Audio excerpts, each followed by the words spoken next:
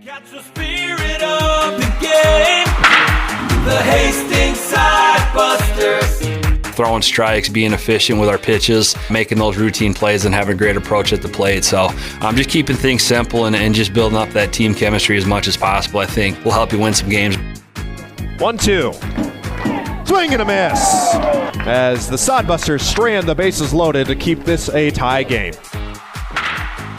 This one is bounced back up the middle and into center field for a base hit. 1 run scores. Here comes Printer around third. Our fans recognize that, and they know that it's a family atmosphere at our place, and that's what we like. To the left side and through for a base hit. The go-ahead run scores as Jensen delivers once again. This one, the lightest of light hits. He gets an RBI single. I think it's just a great experience, getting kids from all over the country to come in and play together. Catch the spirit of the game, the Hastings Sodbusters.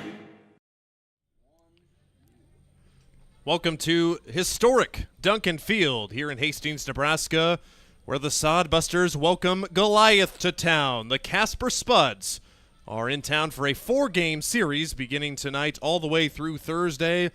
Hey, we say Goliath because Casper is Goliath and everybody else in the Independence League is David. Right now, the Spuds coming into this game a 28-4 record, and the Sodbusters will try and put out the Spud flame as they have also won 18 consecutive games. Can you believe it? It has been more than a month since the Casper Spuds have lost their last game. They come into this game the hottest team in the Independence League right now, but the Sodbusters are playing very, very good baseball.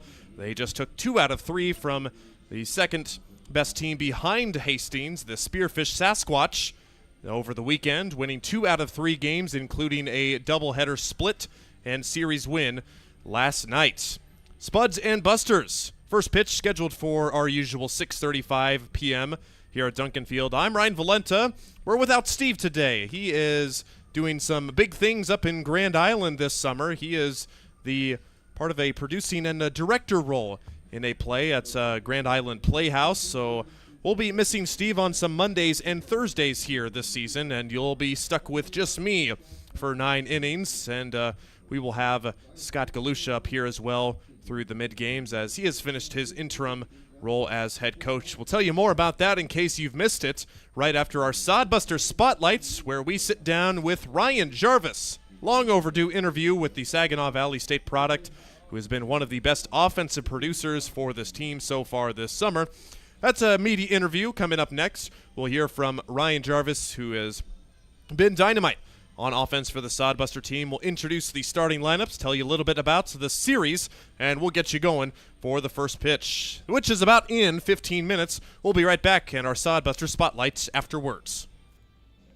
Hi, I'm a baseball umpire. My job can get pretty stressful. I have to keep my eyes open at all times, and if I don't make the right call, people boo me. So to relax, I visit a Nebraska Lottery retailer like this one and buy some scratch tickets. It always calms me down.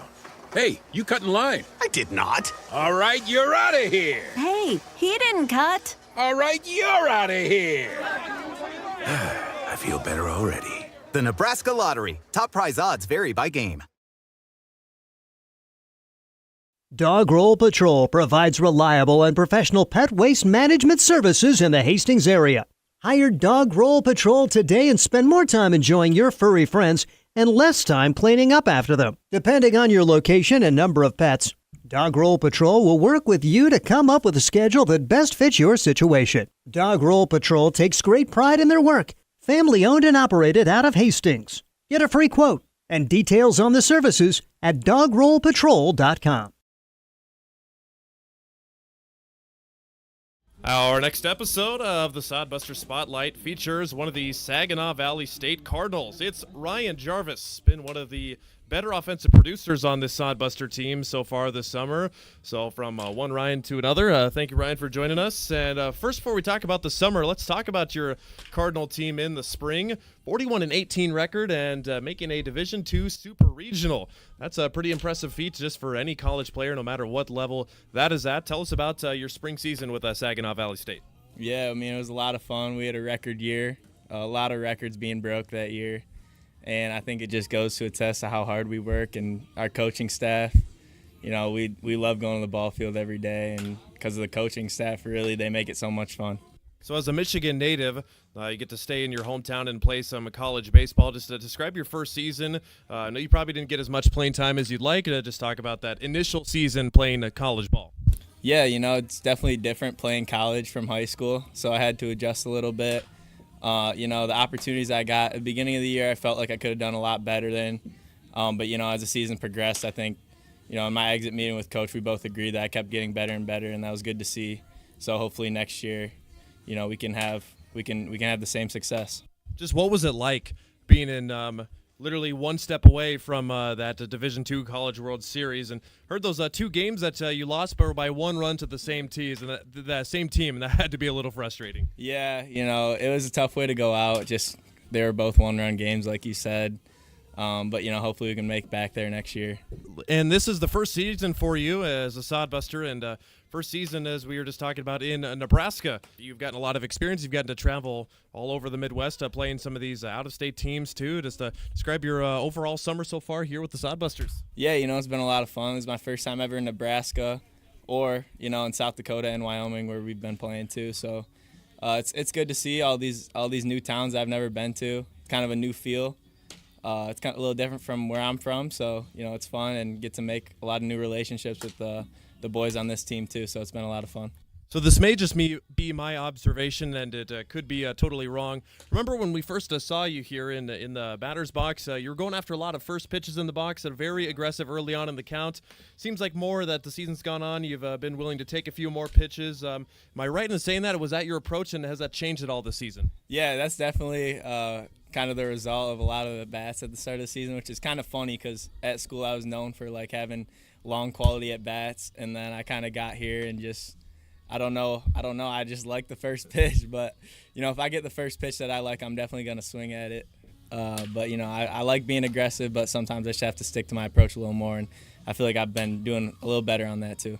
And playing at a field like Duncan Field here with a vast and spacious outfield, probably a little bit more different than you might be used to. Did you have to change your approach at all here this summer when you're at bats with maybe a larger ball field than you're used to? I've really at school either I wasn't really a home run hitter. So, I didn't really change my approach. I just like to low line drives, hit opposite field line drives, and that's kind of been my approach always. So I didn't really have to change much with the field. Talking with Ryan Jarvis, one of the Saginaw Valley State boys. 9 multi-hit games so far in the summer, leads the team. Just tell us about what's been so successful for you at the plate this season on offense.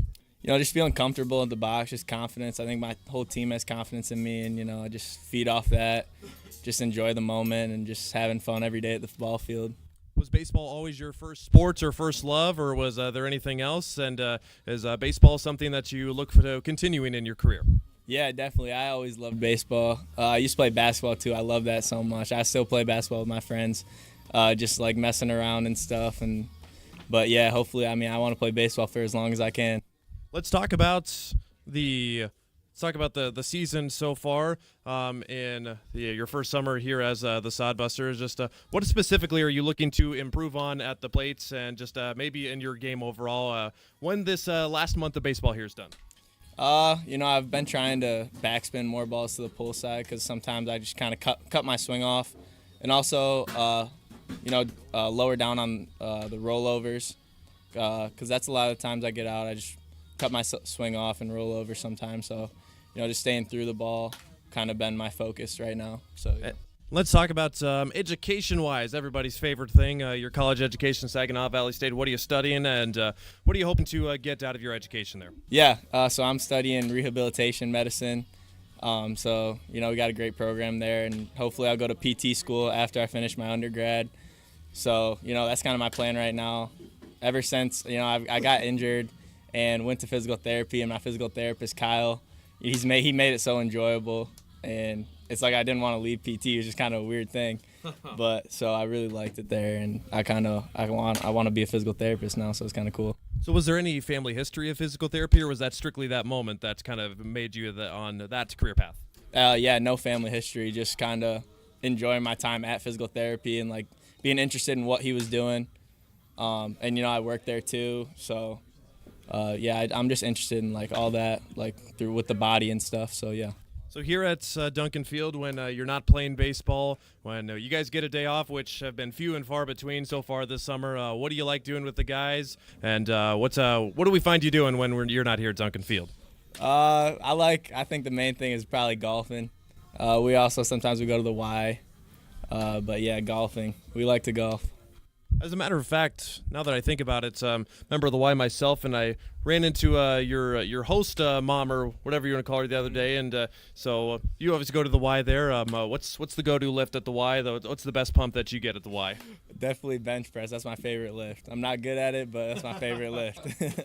Oh, very good. All right. Well, when you're at a baseball game yourself, maybe if you're in the stands, I mean, concession foods are always. I've asked the guys this last year. What's the go-to concession food when you're at a ball game? Definitely a burger and a Gatorade. Go-to. Burger and a Gatorade. And what do you put on your burgers?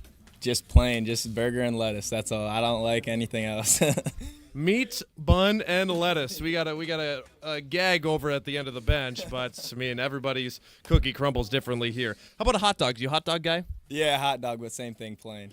Hot dog plain. That is Ryan Jarvis, keeping a man very simple. He keeps it very simple at the plate too. A pretty left-handed swing has been a fun sight to watch here at Duncan Field. There's nothing like relaxing on a summer day. Nothing like taking in a Hastings Sodbuster baseball game.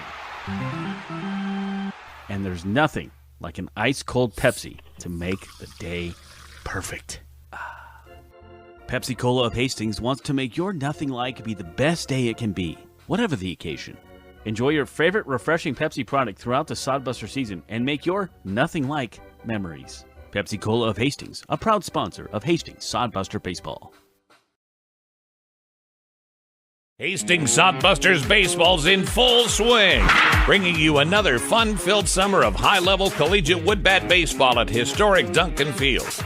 A great way to spend a summer evening with your families at a Sodbusters baseball game. Go online to HastingsSodbusters.com for their home game schedule or to purchase tickets. Hastings Sodbusters baseball. It's a hit. Got the spirit of the game. The Hastings Sodbusters. Let's face it, we move our bodies around a lot. And sometimes things happen. A tweak, twist, pull, strain, ache, or pain. At Fisk Chiropractic and Sports Care, their goal is to restore your mobility, keep you moving, and ensure your rehabilitation is effective, efficient, and stress-free. Do you suffer from headaches and neck pain, lower back or sciatica? Call Fisk Chiropractic and Sports Care today. Start to discover wellness through chiropractic care. Fisk Chiropractic Sports Clinic.com. Start feeling better now.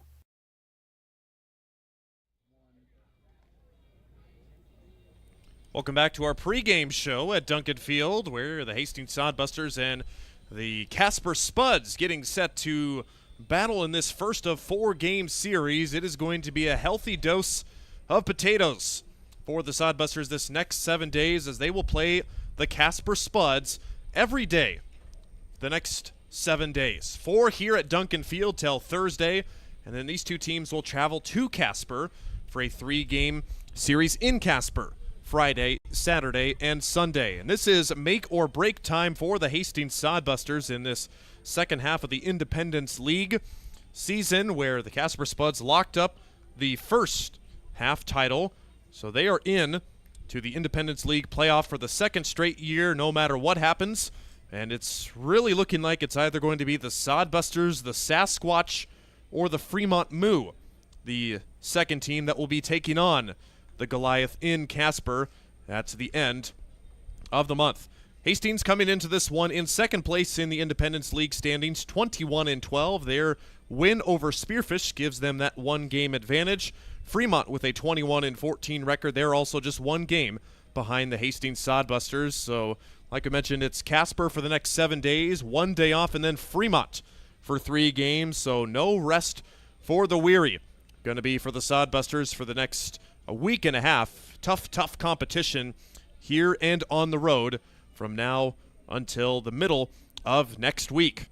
Sodbusters having a little bit of problems with their lineup today, as we were informed that just like Spearfish did yesterday, a couple of players have caught the bug, the food poisoning bug. Dino Morales and Adam DeBoer DeBoer, the scheduled starter for today, not able to go today as a stomach bug has made its way through a couple of the guys on the team who will not be available tonight. But it's going to be interesting to see the Casper Spuds 28-4. They have won 18 consecutive games, and they have already won 3 games against the Sodbusters in Casper this year. So still the season series up for grabs in the next 7 games.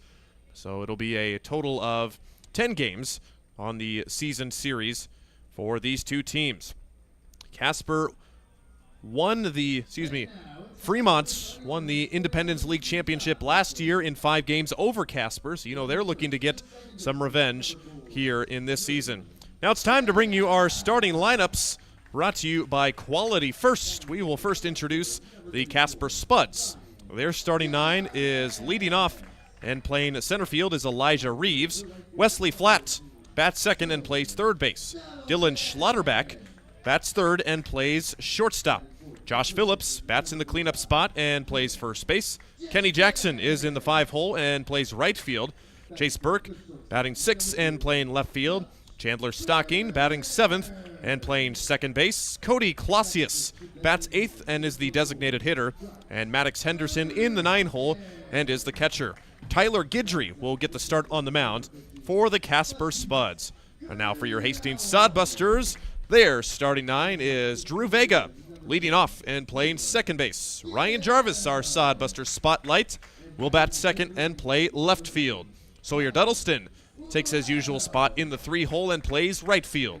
Kale Jensen in the cleanup spot, playing first base. Josh Printer bats 5th and plays his usual shortstop position. Bryce Ronan, newcomer for the Sodbusters, who's had an excellent start to his career, bats 6th and does the designated hitting. Matias Kroll is the backstop, batting 7th. Taylor Gill bats 8th, plays center field. Tyler Welsh bats 9th and plays third base. Marcus Miller will be on the mound today. We'll take you down now to our field, right in front of home plate for our national anthem ahead of Game 1 between the Sodbusters and the Spuds.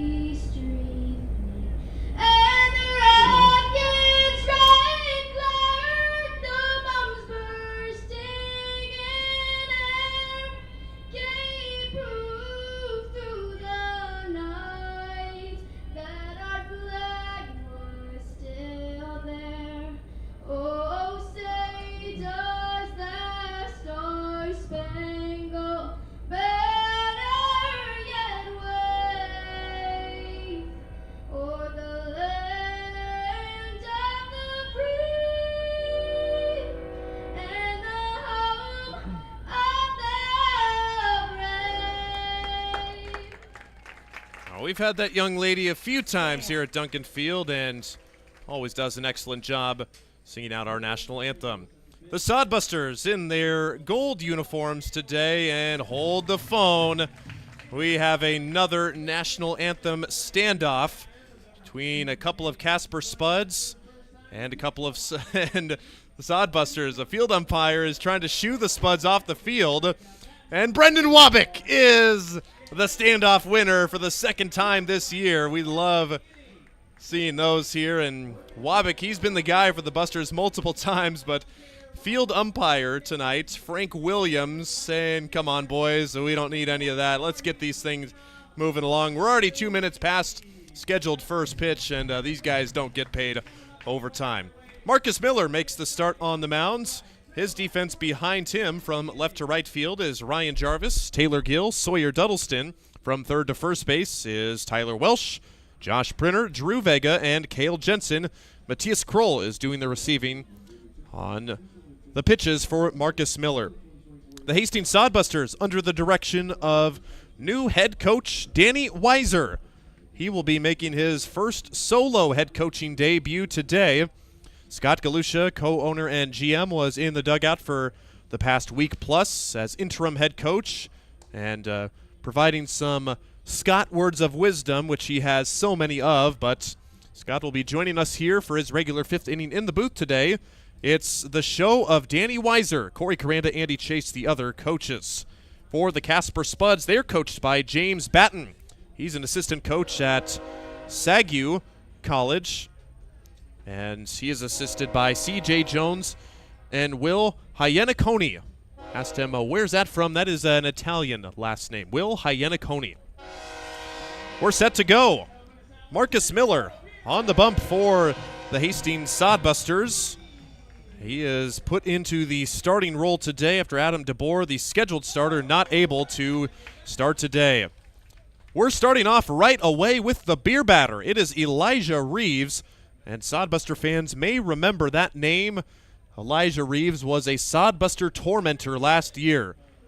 Every time he came to play at Duncan Field in center field, everything was really right at him, or he made it right at him. An electric burst of speed, has a good bat as well.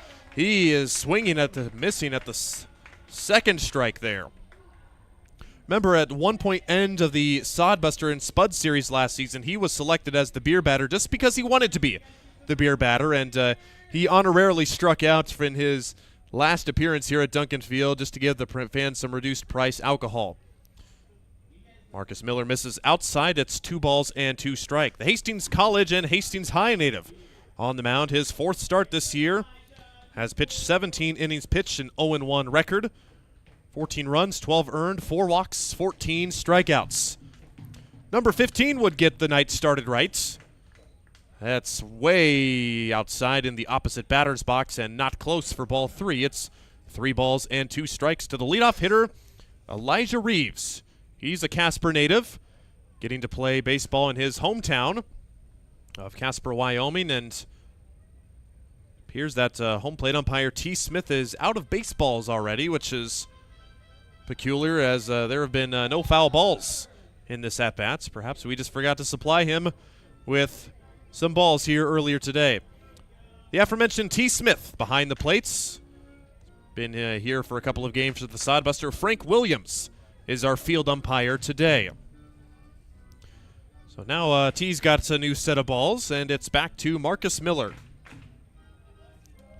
7 strikeouts in his outing against the Plainsmen back on June 18th. Reeves just gets a piece of it upstairs and stays alive to keep the count full.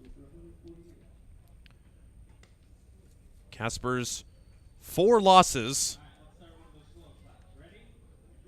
have come against Spearfish 1 time, the Nebraska Prospects 1 time, and Fremont twice. Otherwise, 28 wins for the Spuds. Ground ball in play. Drew Vega over at second, slides, but nobody's covering the base.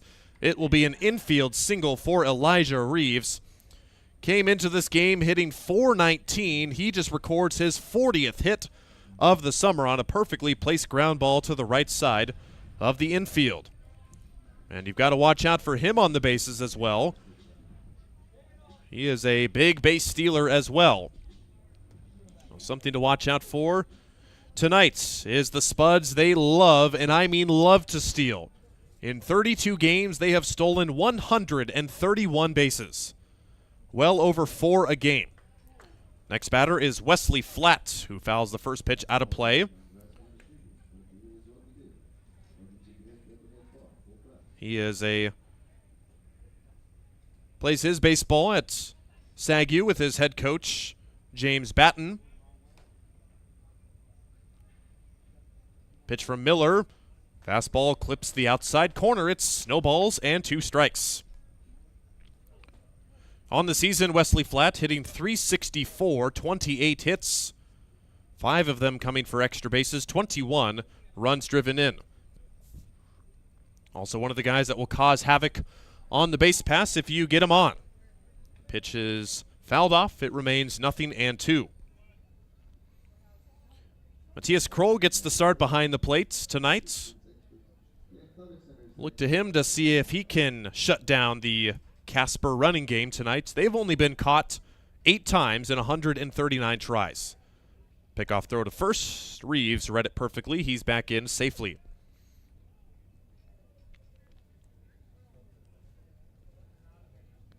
Wesley Flatt digs back in. He's a Plano, Texas native. A lot of these guys from Texas. Pitch in the turf, blocked by Kroll, but it skips away from him. And it is a wild pitch that allows Elijah Reeves to move into scoring position.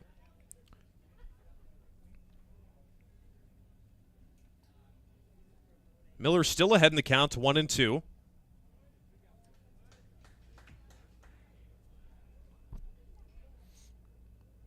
From the stretch, the left-hander serves up a base hit into right field. Dudleston over to get it. He's going to throw in. The runner coming home, Reeves. The cutoff throw is late. And Reeves, with a burst of speed, scores from second base. And the Spuds strike first in the first inning. It's an RBI single for Wesley Flatt. Now a 1-0 ball game, and Flatt delivers his 22nd run driven in this year. The 2-strike approach, didn't try to do too much with it, just punched it through the right side over the head of Drew Vega. And the strong arm of Sawyer Dudleston, no match for the speed of Elijah Reeves. So Wesley Flatt is on with a single, and he's another guy you've got to watch out for. If in the stolen base department, 18 stolen bases on the summer season so far, and that is second best on the team. Multiple, at least 5 guys I count on my sheet here with 15 or more stolen bases for Casper this season. Sodbusters have one of those guys. 1-0 pitch, hard hit and a foul ball by Dylan Schlotterbeck.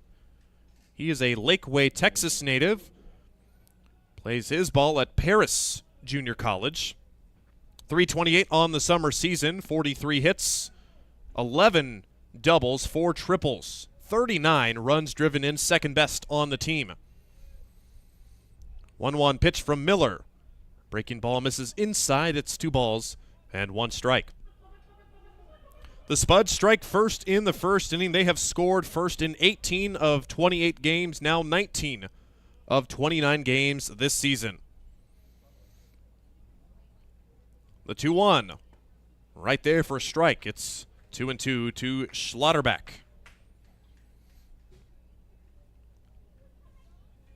Just joining us, Marcus Miller making the start today. Adam DeBoer, the scheduled starter, has a stomach bug, as does Dino Morales. 2 Sodbusters will not be able to compete today.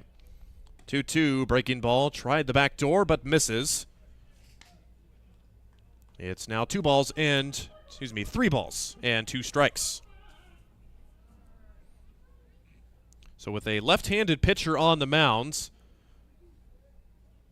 Spuds have yet to get tricky trying to steal a base yet. That could change. 3-2, just got a piece of it. And Kroll not able to hang on to it behind the plate. And Schlotterbeck stays alive by the skin of his teeth. Single by Elijah Reeves to lead off the inning. He's already come around to score, and Wesley Flatt singled him home. He remains at first.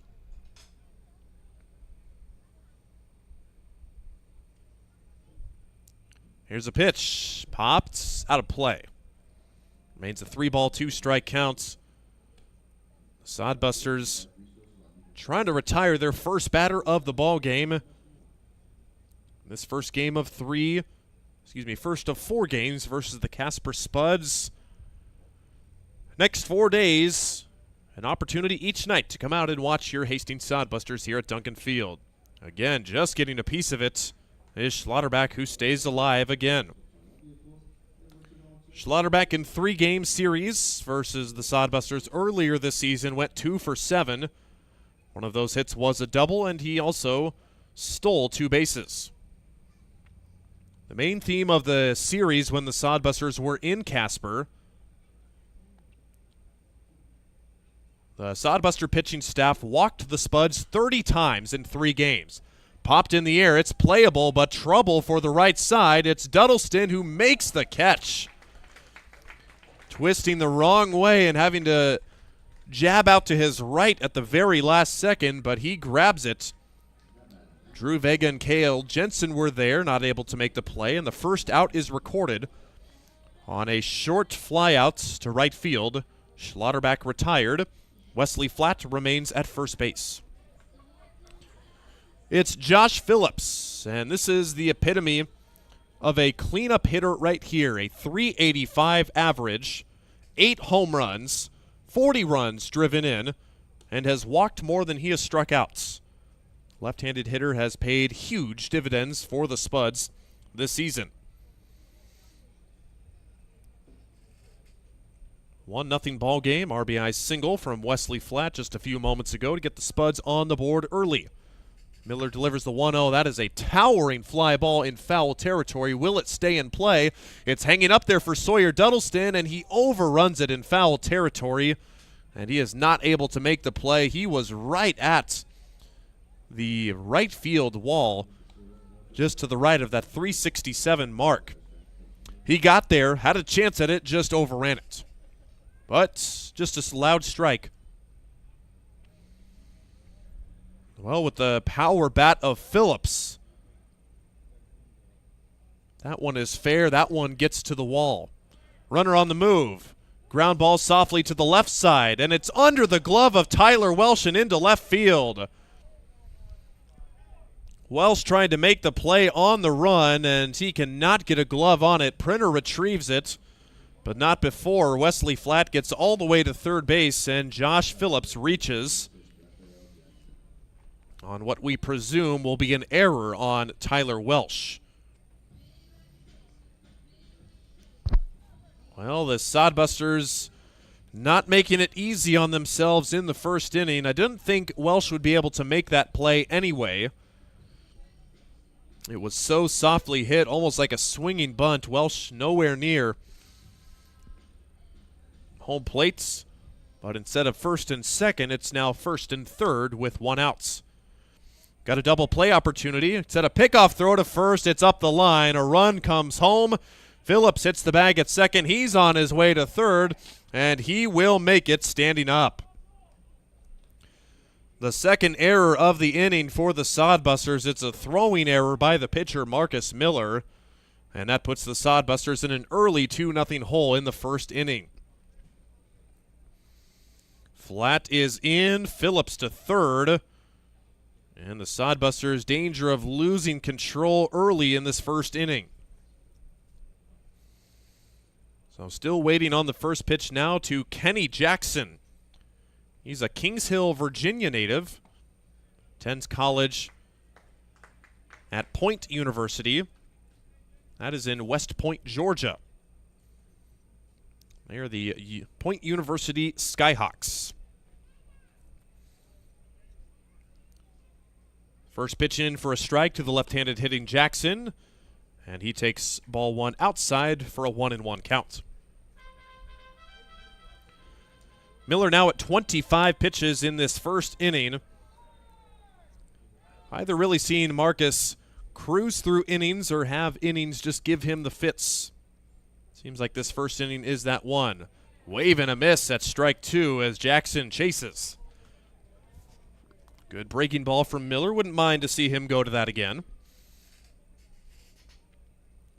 Kenny Jackson on the season for the Spuds. A .337 average, 31 hits, 8 extra base hits, and 23 runs driven in.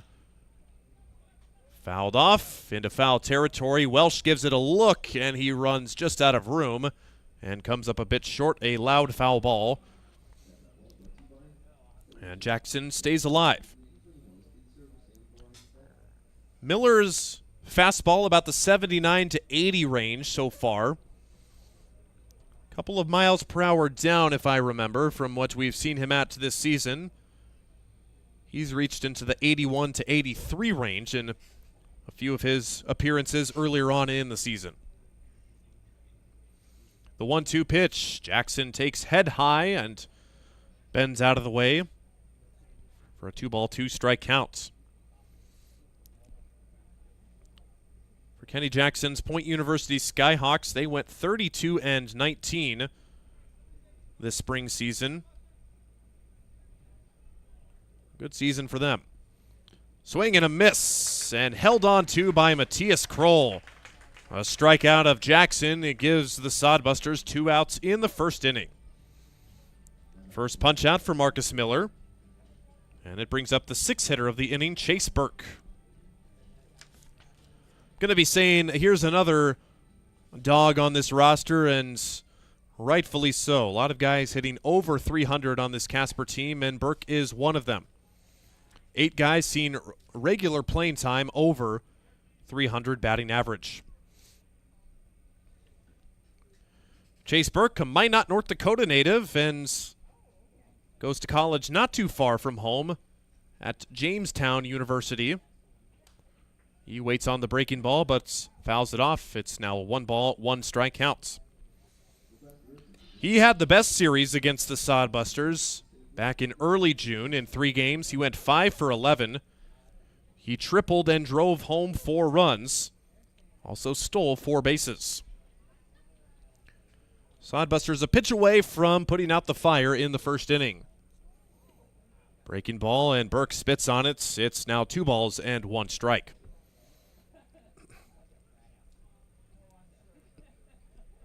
Nine-inning contest today, as we hope to have that happen for the rest of the season. Had some unexpected 7-inning doubleheaders to make up rainout dates.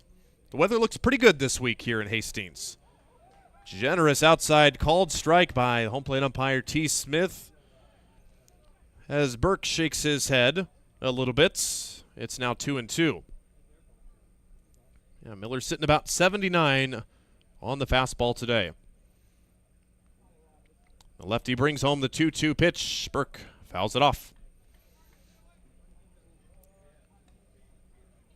Beautiful day here at Duncan Field. Not too hot whatsoever.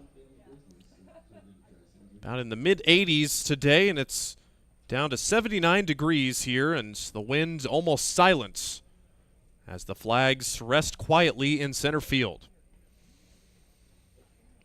2-2 once again. Breaking ball, Burke fouls it off again.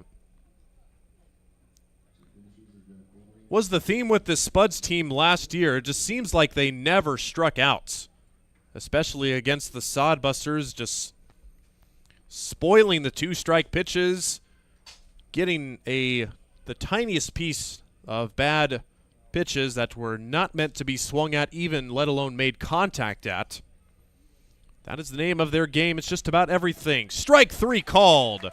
A high strike on the outside corner. Miller freezes Chase Burke for back-to-back strikeouts to end the first inning. But it's not before the Casper Spuds tack on 2 runs on 2 hits. Those were both singles back-to-back to lead off the game. See what the Sodbusters can offer in the bottom of the first inning. Let's face it, we move our bodies around a lot. And sometimes things happen. A tweak, twist, pull, strain, ache, or pain. At Fisk Chiropractic and Sports Care, their goal is to restore your mobility, keep you moving, and ensure your rehabilitation is effective, efficient, and stress-free. Do you suffer from headaches and neck pain, lower back, or sciatica? Call Fisk Chiropractic and Sports Care today. Start to discover wellness through chiropractic care. Fisk Chiropractic Sports Clinic.com. Start feeling better now. Hastings College has reimagined everything. As a sophomore, you'll spend part of a semester studying abroad, and they'll cover the cost. Recognizing it's a digital world and how you learn, they'll give you an iPad Pro and Apple Pencil, tools that'll help you engage, whether you're on campus or in Paris, plus internship opportunities and professors who mentor you. Hastings even provides books. At Hastings College, you'll go somewhere. Go to hastings.edu/discover for more. Hastings Sodbuster baseball's in the bottom of the first inning, where the Sodbusters are coming up to bat for the first time. And they're starting 3 to come off. It will be Drew Vega, Ryan Jarvis, and Sawyer Dudleston. Those 3 guys have been the mainstay of the top 3 of the rotation so far this season. And they will look to make some noise against the Casper starter. It's Tyler Guidry. Guidry is a Granbury, Texas native. Does his schooling at Navarro College. And Guidry will be making his first start of the season. He has appeared in 10 games so far, but those have all been in relief. The most he has pitched is 3 innings, which was against Oahe, but it's really been 1 inning, an inning and a third, or 2/3 of an inning for Guidry so far. So perhaps maybe a little bit of a bullpen game, which would seem kind of weird because Casper did not play yesterday. They had yesterday off. Drew Vega wasting no time with a lead-off single. He had his 5-game hit streak snapped in the first game of the doubleheader against Spearfish on Sunday nights, and he wasn't about to let that continue. A loud single to start off the game, and Vega is aboard. And we will see what the Sodbusters can do on the base pass. You know, Casper likes to steal, but the Sodbusters have not stolen as much as Casper. Just 49 stolen bases so far this season. But Drew Vega's got a good chunk of them. Ryan Jarvis bats, waits on the breaking ball, but is just a tad tardy. And he is down at the count, 0-2. Ryan Jarvis wants to do some physical therapy in the sports rehab department. If you missed our Sodbuster Spotlight, said he got some rehab from a baseball injury and fell in love with it, just saw how cool it was from his athletic trainer and got a job there and decided it would be cool to make that a career. Vega's on the run. Pitch is called a ball. The throw there is just a bit late. A bang-bang play, but Vega's in safely with stolen base number 17 on the season. Very, very good throw by Maddox Henderson. In terms of innings-wise, he has caught the 5th least innings on the team, and he's only allowed the 3rd runner to steal off of him this game, and that is strike 3 called on the inside corner. Jarvis caught looking on the inside breaking ball. It's the first punch-out for Tyler Guidry tonight. Now it's Sawyer Dudleston, the 3rd batter to come to the plate this inning. All Dudleston has done is continue to hit at Duncan Field very well. Like many Sodbusters, his average much better at home than on the road. First pitch to him. Breaking ball that finds the inside corner. Dudleston leads the Sodbusters in one offensive category, and that is hit by pitches. He's been plunked 15 times, including 3 times in the Sunday doubleheader yesterday. The 0-1 pitch from Guidry, it's a fastball away. It's 1 ball and 1 strike to Sawyer Dudleston. The Arkansas Tech Wonder Boy coming back for his 2nd season with the Sodbusters. He was here in the summer of 2022, but played somewhere else last year and said it was cool enough if I want to come back. Well, he's back, and what a nice addition he's been for the Sodbusters. Breaking ball, and that clips Dudleston. Announcers jinxed. His 16th hit by pitch as Dudleston gets hit by the lightest of lights, and head coach for Casper, James Batten, is going to come out to T. Smith and argue that Dudleston stuck his arm out and leaned into the pitch. Well, we're going to get an umpire conference between T and Frank Williams. See if Williams saw anything differently. He says, I got what you got. Send him to first. And James Batten will not win that argument. Again, he is a assistant coach at SAGU University. That is Southwestern Assemblies of God University. That is in Waxahachie, Texas. And he brought a lot of his guys to play summer baseball here. Pitch is called a strike to the next batter of the inning. It's Kale Jensen. Jensen's had a nice series at home and really an excellent past week. Pitch is just a bit low. It's 1 ball and 1 strike. Kale Jensen barely batting over 100. He got a hit in his first Sodbuster game and then had several offers. His average was, like I mentioned, just barely over 100. And that pitch is just missing low. It's now 2 balls and 1 strike.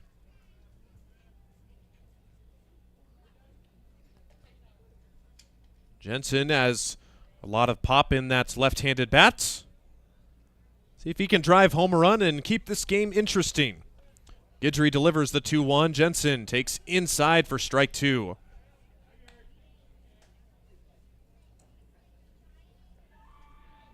Now 2-2 pitch with runners at first and second. Drew Vega led off the game with a single. Sawyer Dudleston hit by the pitch. It's 2 on with 1 out. Deuces wild. Down low and skips away. Runners will move up. Excellent base running by Drew Vega and Sawyer Dudleston to take the extra base. It didn't skip too far away from the catcher Matias Henderson, but far enough to get 2 runners in scoring position with only 1 out. And it's now a 3-2 pitch. Kale Jensen. A walk would load him up. Guidry's payoff. Lined into the gap to right center field. 1 run is in. Dudleston hits the bag at third. The throw from Reeves is late. He is safe. Sawyer Dudleston just slides in around the tag of Matias Henderson, and we've got a brand new ball game. It's tied up at 2 on the 2 RBI single for Kale Jensen. And now he's one of the hottest guys on the Sodbuster offense right now. And what a relief to say that. Jensen having 0 for days in the middle of the season. But he comes through with a big, big hit. And that prompts a mound visit from the head coach, James Batten. An early mound visit, as 3 of the first 4 have reached. Kale Jensen knocks 2 home. How about the line drive hits from Kale Jensen, the Central City native, playing in his 2nd season as a Sodbuster, and makes the Spuds pay here for allowing some early base runners. Now it's Josh Printer, the next batter. Printer's had some good at-bats here at Duncan Field as of recent as well. Has struggled with the strikeout a bit, but for the most part has been able to make solid contact at the plate, especially here at Duncan Field. They're going to appeal to third, saying that Dudleston missed third base. He did not. I'm actually glad the Spuds did that. I saw the same thing, too, at Dudleston. Scraped it with the inside of his foot. And he did get that bag at third. 2 RBI single. Kale Jensen makes it a 2-2 game in the first inning. Second hit given up by the starter Tyler Guidry.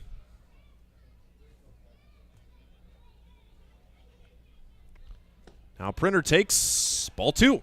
Just missing, not by much, though, on the breaking ball. Guidry's got some good life on his heater. Sitting in the 85 to 87 range. He has topped as high as 89 so far in the first inning. Printer on the ground to third. Bobbled by the third baseman, Wesley Flatt. The throw over to first is bobbled and dropped. 2 misplays on each end of the infield, and another Sodbuster base runner in the first inning. Wesley Flatt had it in his glove, dropped it. The bounce throw over to first. Josh Phillips could not corral it. So give me the Spuds an error on that. Have to check to see officially who they give it to. I would assume the third baseman. It is indeed the third baseman, Wesley Flatt. It's first and second with 1 out for Bryce Ronan. And he's had an excellent start to his Sodbuster career. Played in both games against Spearfish in that doubleheader. And went 3 for 8. Had a multi-hit game in one game with a double and 2 RBI. Breaking ball catches the inside high part of the plate for strike 1.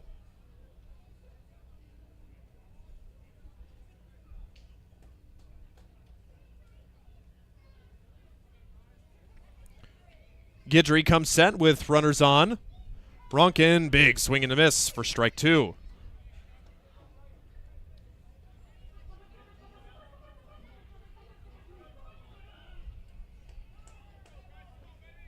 All started with a lead-off single. That was by Drew Vega. And Ronkin is frozen by the breaking ball, and that is the second out of the inning right at the top of the zone.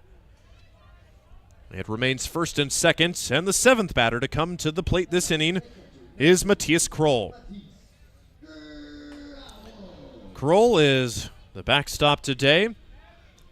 He's seen limited playing time. He was used primarily as a reliever in the big road trip that the Sodbusters had in the middle of last month, but has since been really relegated back to his normal catching duties and pinch hitting appearances. The 0-1 pitch with Kale Jensen at second base, Josh Printer at first. Fastball down low, it's 1 ball and 1 strike.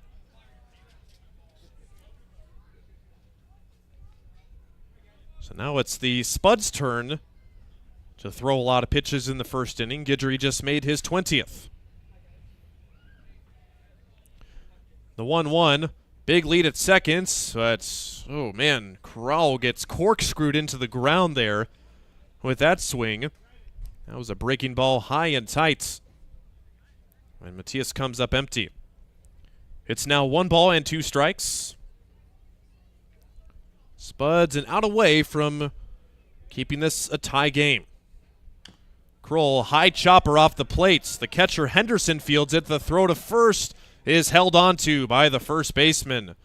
And that is the 3rd out of the inning. But not before the Sodbusters get those 2 runs right back. It is a 2-2 game with the 2nd inning coming up. Cor CPAs is your locally owned, full-service accounting firm. Our team of professionals have years of accounting experience and focus on building in-depth relationships with our clients. Our comprehensive and customized solutions are tailored to your specific needs. We pride ourselves in our commitment to integrity, objectivity, and professionalism. At Cor CPAs, we provide tax services, payroll, bookkeeping, assurance and financial reporting, and much more.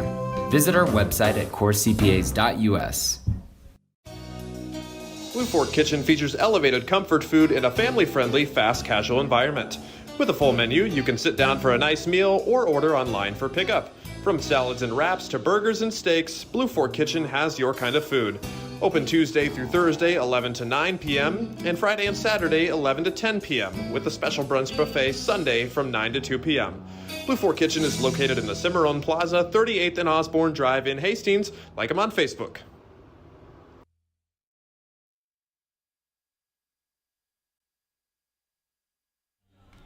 Sodbuster baseball is tied up at 2 in the 2nd inning, where both teams trading runs in the first.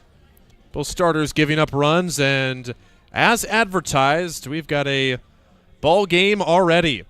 Spuds with the best record in the Independence League, the 18-game win streak, and if you really think about it, some teams got to get lucky within 18 games, don't they? Not the case. The Casper Spuds, their winning streak has been a long time so far. Their last loss, apologize, I said earlier it's been over a month. It's not quite been a month. June 10th and 11th, when they dropped 2 in a row to Fremont. On the road in Fremont were the last losses for the Casper Spuds. Marcus Miller back out for his 2nd inning of work. He will face 7, 8, and 9. It's Chandler Stocking, Cody Clausius, and Maddox Henderson are the first 3 scheduled hitters.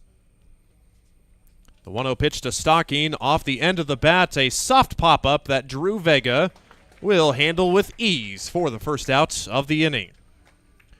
First batter retired for Marcus Miller here in the top of the second.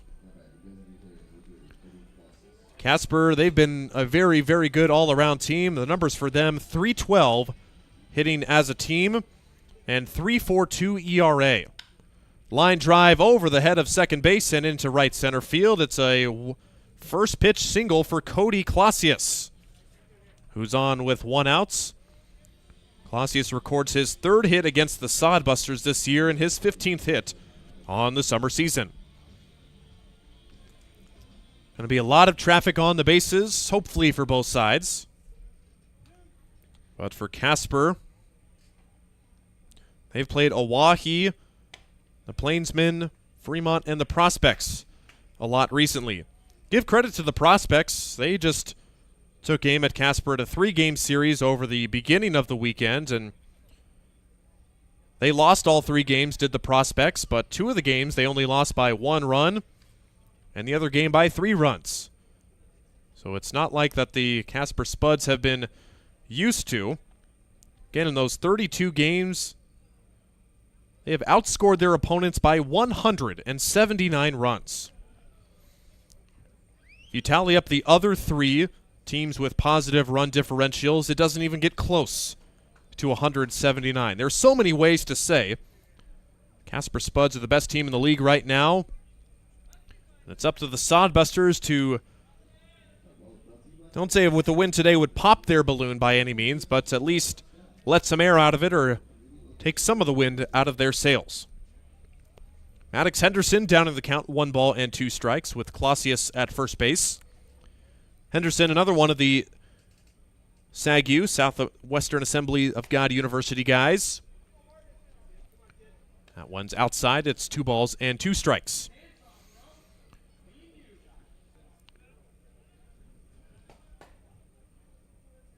Henderson is just appearing in his 6th game as a Spud this season. Strike 3. Miller freezes him with a upstairs breaking ball for out number 2. Well, first time through the lineup. 3 strikeouts, 2 runs, and 4 hits given up by Marcus. And correction, that's just 3 hits, actually. Scoreboard up here has 4. We've got it as 3 here on Game Changer. And it's back to the top of the order in Elijah Reeves. Plays with a lot of heart and hustle. One of the guys that the Sodbuster fans almost came to appreciate with all of their games in Hastings last year. He fouls off the first pitch. It's kind of peculiar that they chose Elijah as the beer batter. In 93 at-bats, Elijah Reeves has only struck out 5 times this year. And he's walked 23 times. Sodbusters setting the bar high with the beer batter. Well, Marcus ahead of him again, 0-2. Marcus got Elijah Reeves to 2 strikes last at-bat, but then he singled to the right side. Sodbuster fans are thirsty. Let's see that other strike here. Just too high. Had the plates, but just upstairs. Not a bad miss by any means.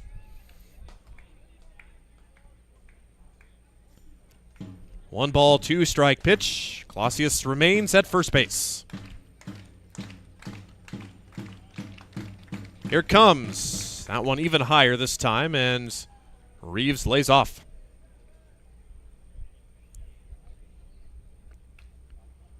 Reeves, a Casper native, plays his college ball at Pima Community College.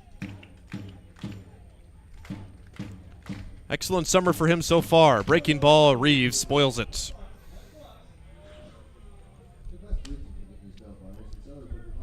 Miller is inducing a lot of foul balls.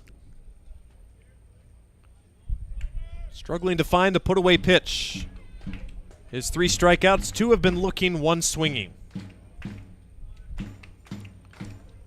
Deuce is wild. Way outside. The count runs full. Sodbusters will look to Marcus for hopefully at least 5 or 6 innings today, as 2 of their pitchers, Adam DeBoer and Dino Morales, unavailable today. So with the full count pitch and 2 outs, Clausius will be off on the pitch. Defense retreats to its normal depth. And here it comes. Swing and a miss. Miller strikes him out, and it's Miller time at Duncan Field. Reeve strikes out for just the 6th time this season, and the Sodbuster fans race to the upper deck bar for drink specials. The 1-out single is left stranded, and the Sodbusters hang a 0, a much-needed 0, with a chance to take the lead in the 2nd inning. Sodbuster Baseball is sponsored by Jerry Spady Chevrolet GMC. It's one of the many ways Jerry and Greg Spady, along with their families and employees, have proudly embraced a passion for giving back to the community. The folks at Jerry Spady Chevrolet GMC realize the importance of enriching and improving the lives of their neighbors. They've accomplished this through philanthropy and active personal involvement. Featuring the top new and used inventory in the region and a certified service department, Jerry Spady Chevrolet GMC, 2750 Osborne Drive East in Hastings, or at spady.com. Make your next pit stop at the Coach's Corner, a friendly staff and a deep lineup of snacks. You can find Coach's Corner in North Hastings on Osborne Drive East. More than just a gas station, Coach's Corner is the place to get delicious pizza made fresh for you and your family. Don't take our word for it. It's so good it'll be featured at selected Sodbuster home games this season. For a convenient and clean experience, be sure to check out the new convenience store in North Hastings, Coach's Corner.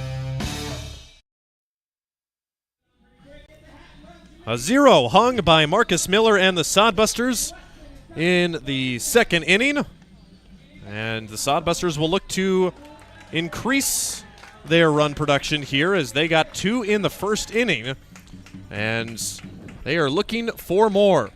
We are joined by co-owner, general manager, and now former interim head coach, Scott Galusha. Spent the last week and a half down on the field, but back for his regularly scheduled time up at the booth. We missed you, Scott, and you've had a very, very busy week, but hopefully you get to relax a little bit now. It's nice. You know, I love the dugout is my happy spot. I love being down there with my guys, and thankfully we had a successful short interim with me, but Danny's ready to go, and so we're excited for Danny, and it's nice to be back to I don't know if anything in my job is regular, but nope, not at all. A little more of a regular schedule. So, no such thing as regular when it comes to the Sodbusters and Scott Galusha, as we're here in the bottom of the 2nd inning.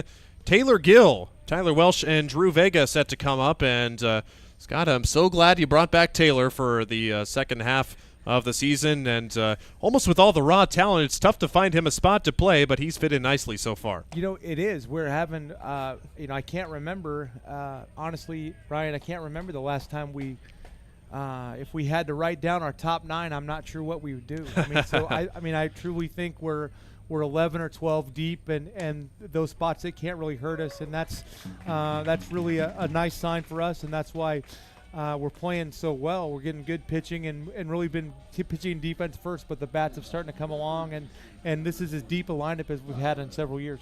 And it is perfect timing, too, because with the Goliath of the Independence League coming to downtown, the Casper Spuds, it's all hands on deck for the Sodbusters for the next 7 games. Taylor Gill works a 4-pitch walk. Tyler Guidry is back out on the mound for his 2nd inning of work. The Sodbusters tagged him for 2 runs. That's where we get this 2-2 ball game from. It's Tyler Welsh, who's had a lot better of a season. Gill's on the run. The throw down to second base is on a hop and gets into center field, but not far enough for Gill to advance to third base.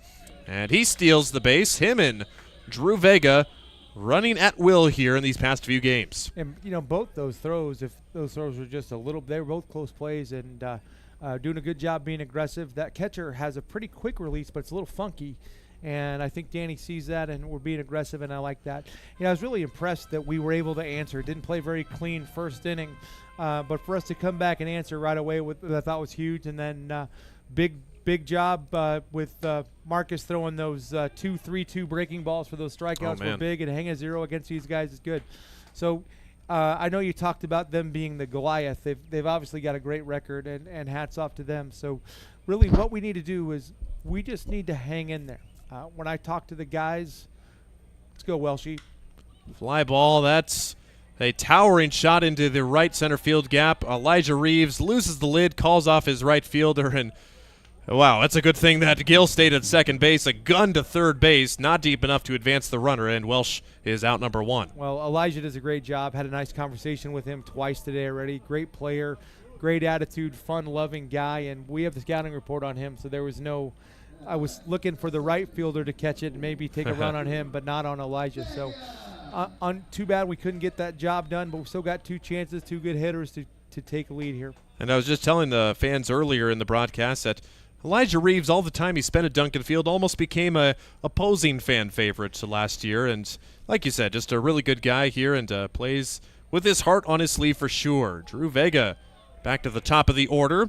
First time through the lineup for Tyler Guidry, who again is just making his first start of the season. All of his 10 previous appearances came out of the bullpen. 2 hits, 2 runs, a hit batter, and a walk. And Drew Vega greeted him rudely on the very first pitch of the game with a single. A single here would give the good guys the lead. Spiked into the turf, blocked by Henderson.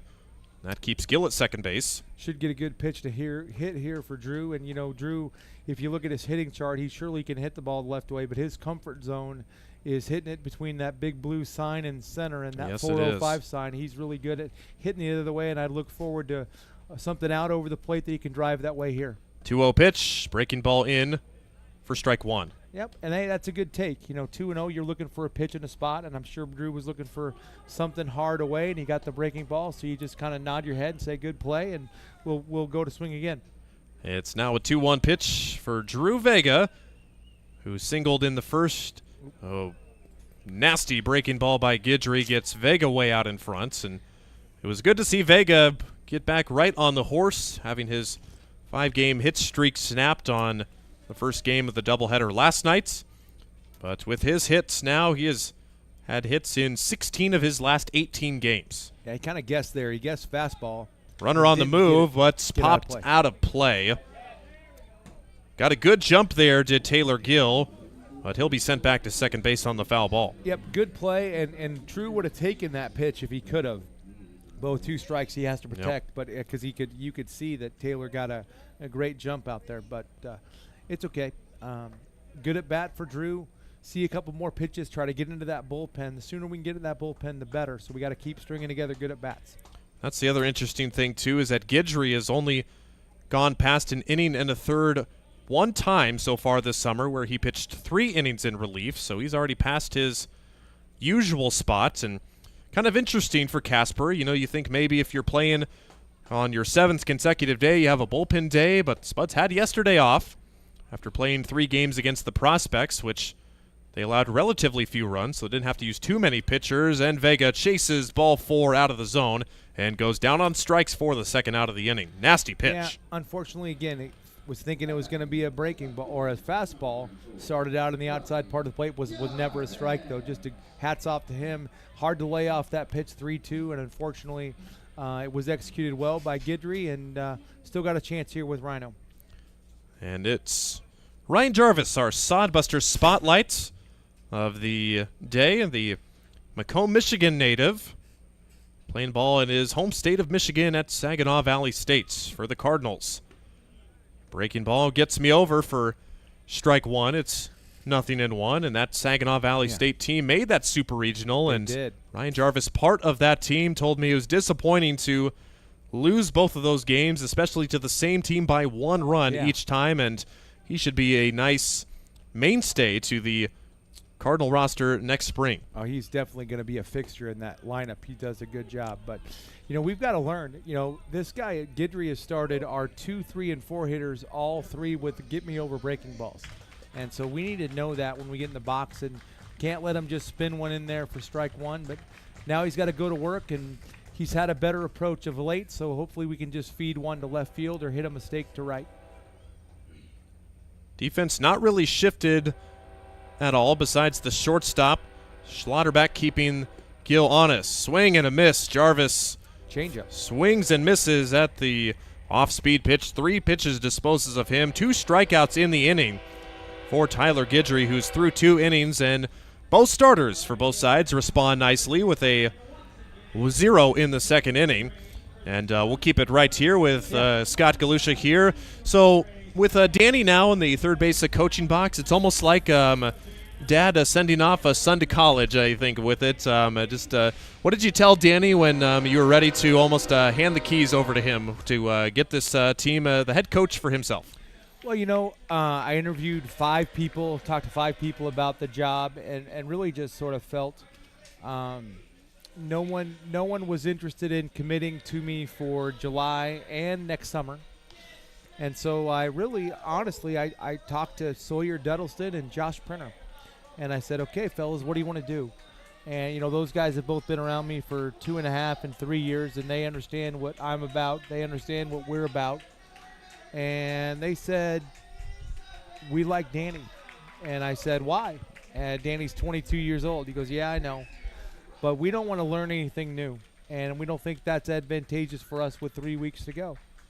So I had a couple conversations with Danny, and I have no worries of Danny's baseball acumen at all. He's going to be a fine coach someday, and this opportunity just came a little faster than maybe he'd wanted. But we're excited, and he was willing to do it. And then we just sort of said, okay. I said, I need some more leadership out of you two guys, and they both said, hey, we got your back, Scotty.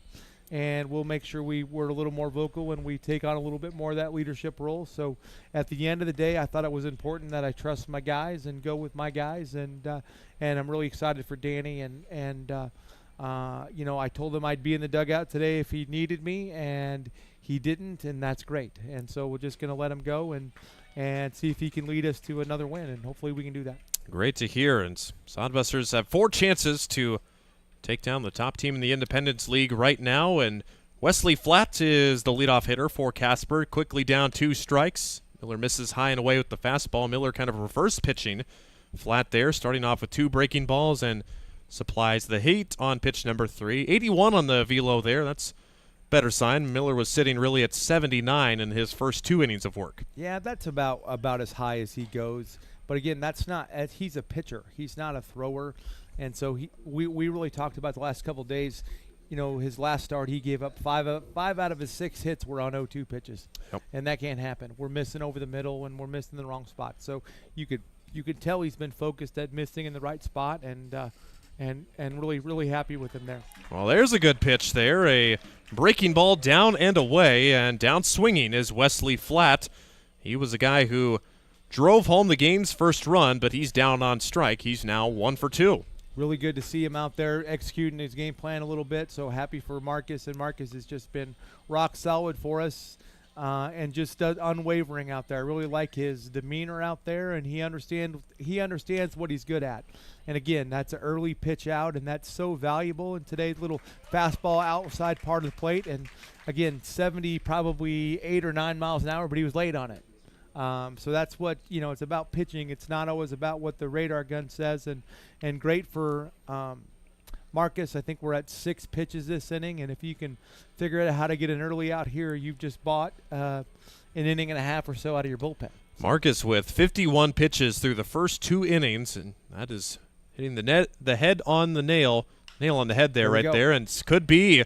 That's really well hit, though, and Jarvis will not get there. It's an opposite field extra base hit for Josh Phillips, who pulls into second with a 2-out double, wasting no time on the pitch from Miller. And Phillips, who reached in the first inning, now reaches in the third, and give him his 9th double of the year. Again, doesn't hurt us. 2-out double on the first pitch, so we're still at 7 pitches in the inning and have a chance to get out of here in single digits. And so that's no big deal. A good pitch, got to get on top, and a good piece hit. And sometimes the hitter just wins, and that's okay.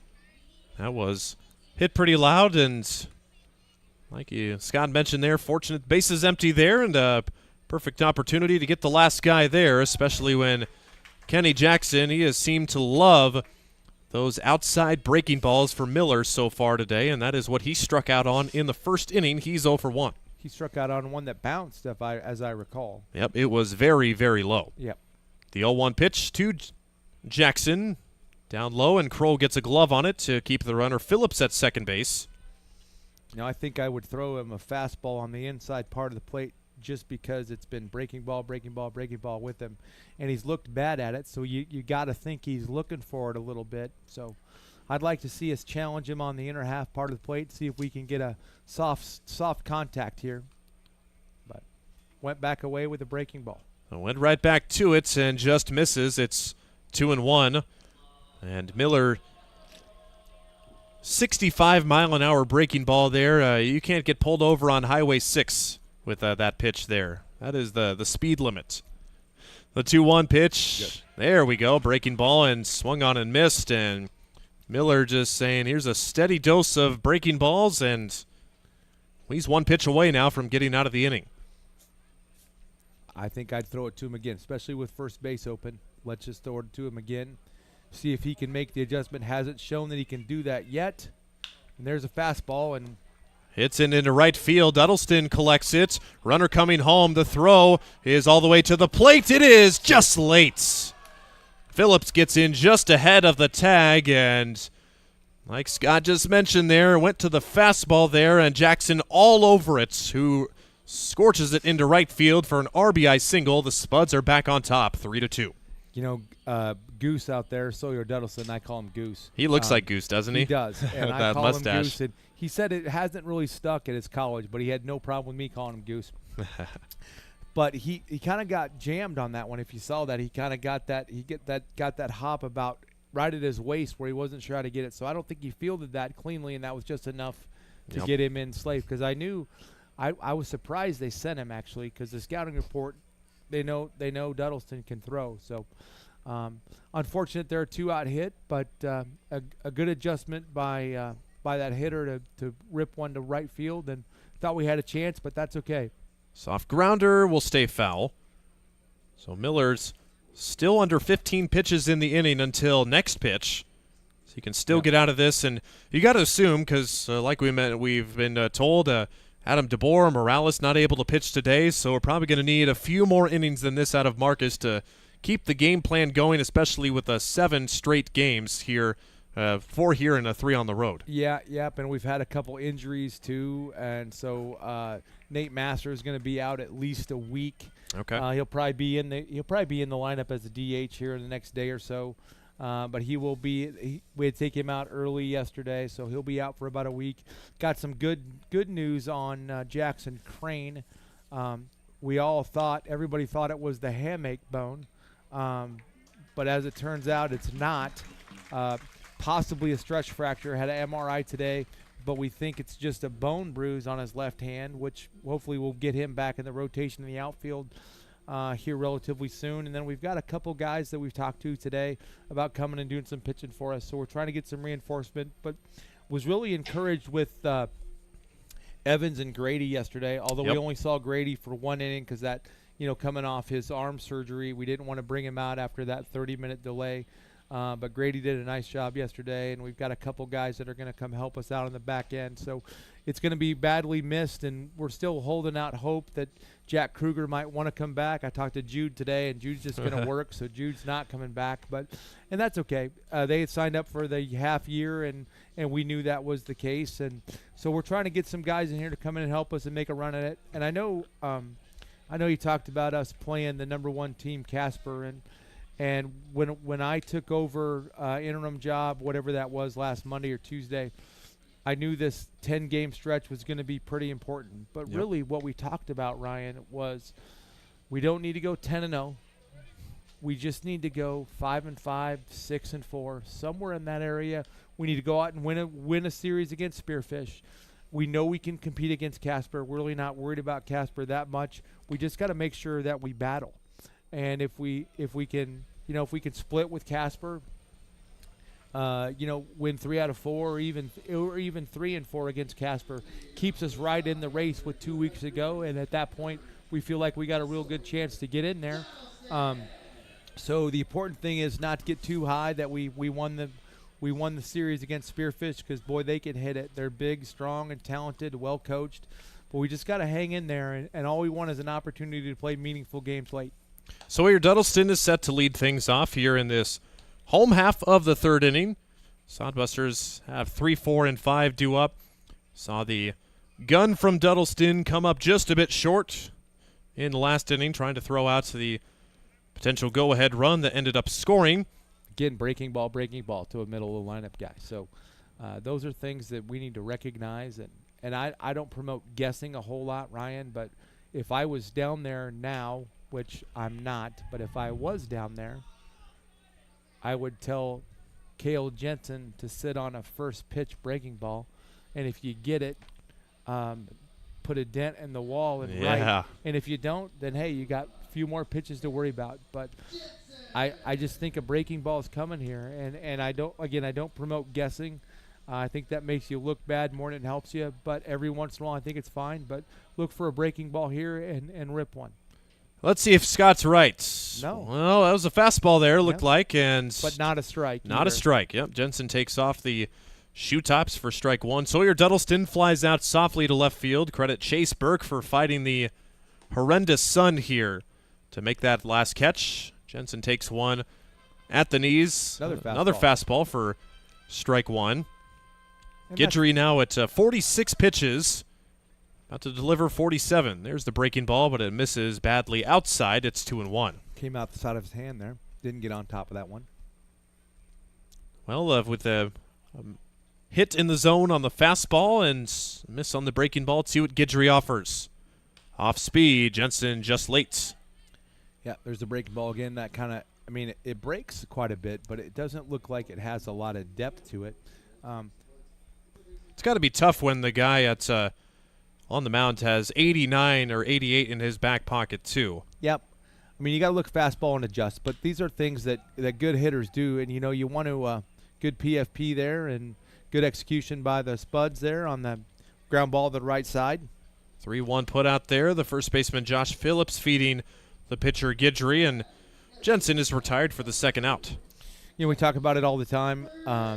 You have a good approach and go in that box with a plan, and don't just go up there trying to hit a strike. Look for something you want early, and then we don't adjust until we get that 2 strikes. And we've really done that pretty well the last couple days, and hopefully we can continue that. And we did a really nice job answering there in the first inning, but got to string together a few more at bats here. Sodbusters trailing by 1 run, but just 1 run. Casper has blown out a lot of its opponents as of recent, and they've scored a lot of runs. But still plenty of baseball left to be played. It's a 2-0 count to Josh Printer. He reached on an error in the first inning. That was really the only run. It is the only inning that unraveled for Casper so far. For the second and third innings so far, just 1 base runner allowed for Tyler Guidry. But Printer ahead, 2-0. It's high for ball 3, 3-0. Good job. Take sign on here? Yeah, with Printer. Again, in this situation now, if we would have had a runner on third base, I might tell him to, if you get the one you want, don't miss it, and don't prove me wrong. But this should be a take here. It was taking, and Printer takes it at the bottom of the zone, even if it was on there. Not a pitch you want to swing at 3-0, as that was perfectly placed by Guidry, who's got a strike to his name now, but Printer still just 1 strike away. Oh, perfect outside corner. Now it's full with 2 outs and bases empty. Printer 0 for 1. Neat to see Printer hopefully going to get a assistant coaching job back in his hometown. Yeah. That's all but confirmed. Just have to sign the paperwork there. Yeah. 3-2, hard hit ball right at the second baseman on a hop. Stocking makes the play, and it's a 1-2-3 inning. And Tyler Guidry has set down the Sodbusters 6 in a row, and it's still a 3-2 ball game. Well, all we got to do is hang in there, keep having some good at-bats. But I like what we're doing. I thought it was really super important. I know we're down by 1, but that answer in the first inning, especially with that 2-out work, was super impressive. So. All right. Hear your phone going off. Is that duty calls, or you got another half inning here? No. If you don't mind, I'll stay. Sure. I don't get a chance to do this very often, especially without. It's been a long time. Without Steve, so we're good, yeah. So here's the thing that we can talk about, too. It's Casper for the next 7 games in Fremont, and then we're going to make up our pilgrimage to Grand Island in a couple of weeks, too, against a new team, the Grand Island Bison. Teams that are people that aren't familiar about it, it's good you refresh us on the team about the Grand Island Bison, who they are, and just because you're involved with the Bison. Yeah, the Bison is another group that plays just road games, and they just started. They've played 3 or 4 games. They used to be in Laramie, and we're hoping to get them back.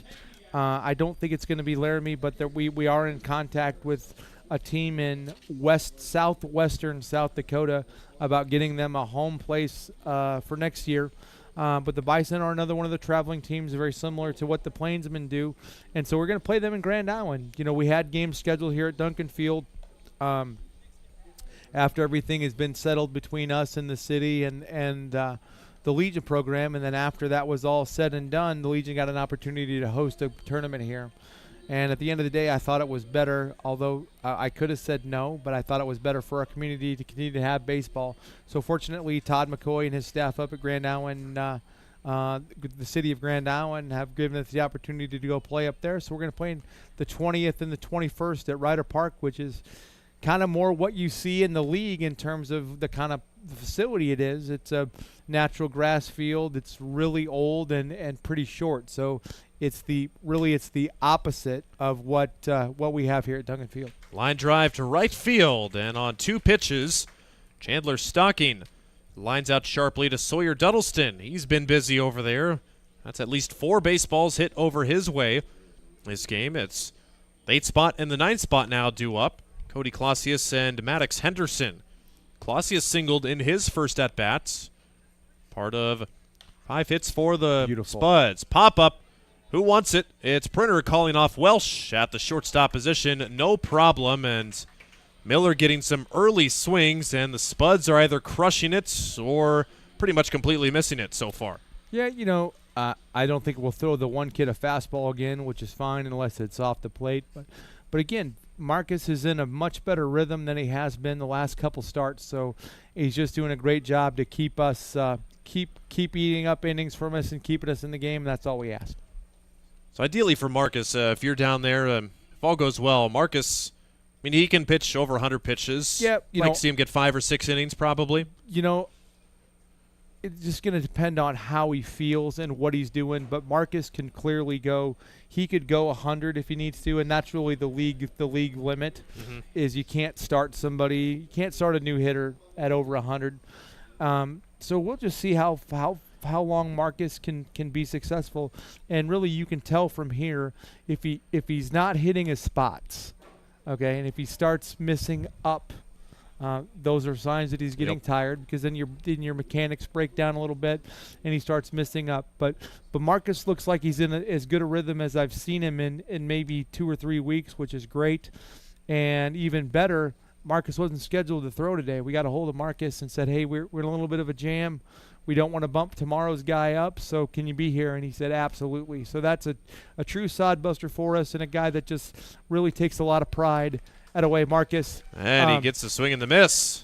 Single-digit pitch inning, and how good is that for us? So great job by Marcus. Really happy that he's part of what we're doing, and we takes everybody on that roster to be successful. And I tell you what, everybody wearing that uniform down there this summer has done their part to keep us, we're 20, what are we? 21 and 12. 21 and 12. That's a good record for us, and we're in second place right where we want to be. And I guess I don't think I ever finished my thought on Casper. So really, if we can just 4-3 or 3-4 against Casper, we're going to be right in the mix, because at the end of the day, the chances of them winning the second half like they won the first half are quite high. Absolutely. And I just don't know. They're far enough ahead of us, 6, 7, 8 games, that's probably not going to happen in the say 17, 18 games that are left. So really what it comes down to, it's going to be Casper and then whoever that next best record is. And right now it's us. But Trevor and I did a little exercise this morning and kind of looked at the Sasquatch's schedule, kind of looked at Fremont's schedule and our schedule. And really I think we have the hardest schedule left, which really puts a premium on us hanging in here against Casper. But yeah, I think it's going to be a 3-horse race until the last weekend of the season. Would not be surprised to see who's going to be that team against Casper. And if we're fortunate enough to get an opportunity, I tell you what, Ryan, wholeheartedly, not because I'm a homer, because I love my guys, but I'd like to take my chances in 3-5 against Casper. Oh, yes. At the end of the year, I like my chances with the way our guys compete. So it's really important, again, not too high, not too low, depending on what happens early in this series. But we kind of got taken out of a game or two at Casper. didn't react to some non-baseball situations very well, and I think we've learned from that. And I surely think I don't think our guys are intimidated by Casper. I think they're good. I think they're well coached. I think it's a good organization. But I don't think they're head and shoulders better than we are. And so we just have to understand that and know we're going to win some and going to lose some and continue to get better. And I just feel like we're going to have a chance to get in the playoffs that last weekend. And that's what we want to do. And I think we'll do that. We've got good kids. We've got to get a little lucky. We got to get a couple kids in there to get us a few innings, and Marcus is doing a great job. I mean, he doesn't have very many. I think he threw 20-some in the first inning, 29 maybe. If I was close to 30, right. yep. Yeah, 28, 29, but he's done a great job since. And if he can get through, ideally if he could get through 6 or 7, and I think he can do that, I think we'll be in really good shape on the back end of this. And I think Luke Ray is going to step up and pitch a little bit. Okay. And then if we can figure out how to win a game without having to go through too many guys tonight. Fred Juden is available and had a nice visit with Fred after the game, and we think he's found his release point again, although he wasn't able to finish that inning in the 8th, or I guess it's the 6th the other night, but I think he's going to be available tonight if we need him for a little bit. So pitching is a premium, and all we got to do is continue to have good at-bats and take some pressure off those guys, and I think we've done an excellent job through 3 here, and I'm going to give us a chance to win this game. The new pitcher on the mound for the Casper Spuds, it's Dalen Bowes. Bowes comes in relief of Tyler Guidry, who finishes 3 innings. Bowes is just making his second appearance this summer, his last outing well over a week ago on June 27th against Oahe, where he pitched 1 inning. Bryce Ronan is up right now. It's 3 balls and 1 strike to him. Bowes gave up 1 hit and struck out 1 in a clean inning against Oahe, but Casper using their bullpen guys so far in this first inning games. The 3 starters that's made the start against the Sodbusters in the series against Casper. Probably we'll see them in the next few games. Yeah. I mean, 7 games in a row against the same team. We're going to see a lot of the same guys as Ronan works the walk. Yeah, there's not going to be a whole lot of surprises by the time we get to the end of the week for sure. We're going to see everybody they got, and they're going to see everybody we got. So that's just the nature of the beast as far as that goes. Dalen Bauer is a Gunter, Texas native. Attends college at Howard Payne University. And he's got Bryce Ronan on with a walk. So a bunt, and falling off the mound is Bauer. He recovers and throws over to first in time. Credit the pitcher, Bauer, for losing his footing but still getting up and for actually making a good, accurate throw to get Kroll there, and the successful sacrifice bunt recorded. Something the Sodbusters have had troubles with really in the past few games before this. Remember, every time they showed bunt, they kind of held our breath up here. Can we get the bunt down, or are we just going to have to go to plan B again? We really executed it pretty good this week, other than, definitely, we missed 1, but we ended up taking care of it with the bat the other way. But, so I think we're trying to mix it up so we're not always going to bunt. I think it's we're going to bunt more so game situation and really who's at bat. And I think that's, we know that Matias can handle the bat, and we know we have Gil behind him. So we thought that was the right. I mean, I agree with that situation because you got Gil and Welsh. You give those 2 guys a chance to tie the ball game up. So I like the play by Danny, and we'll see if that works out. But I think Gil is a good hitter and a good count here. Should get something to hit here. Just like Bryce Ronan did in his first 2 games. Gil with 2 hits, a double, and a couple of runs driven in. That pitch way down and away. It's 3 straight misses from the new pitcher, Bauer. So I think we're going to give Gil the green light here. So if he throws the get-me-over fastball, look for a barrel somewhere, Ryan. See what Bowes has. Does Gil have the green light? We'll never know. It wasn't close. And it's 1st and 2nd with 1 out. Cue Tyler Welsh. Actually, we do know because Danny uses the same size that I do. Okay. So you saw it down there. You knew. We did know. we saw that we didn't do that sign. Oh, so, goodness. Yeah. So I have some inside information. So Well, there are Spuds fans watching, so don't give away too much information. No, I won't tell you exactly what it is. I just told you I saw it. I didn't tell you. I know. But yeah, it's not like our take sign is too scientific. It's a point to the eye or a one finger up. So you can figure that out. Saw you doing that last night on a 3-0 count one. I was like, well, that means take a pitch. That's pretty much a universal language right there. We got a change here. Nope. No, that's just. T. Smith really likes to make sure that we know up here. Is that T? That should be. T's he's been the big guy that's been doing the plate a lot this season, Okay. and Frank looks a little smaller in the field over there. Yeah, Frank is a little smaller in the field. Yeah, I wasn't sure. Well, because he wasn't on the list. He was supposed to be Jake Yeager. So. Well, that's what they told me, and I was like, I know Jake doesn't look like that. Yeah, and then, that's not Jake. And then Jack gave me that. Oh, just kidding. It's Frank Williams. Yep. So it's Frank Williams and T. Smith.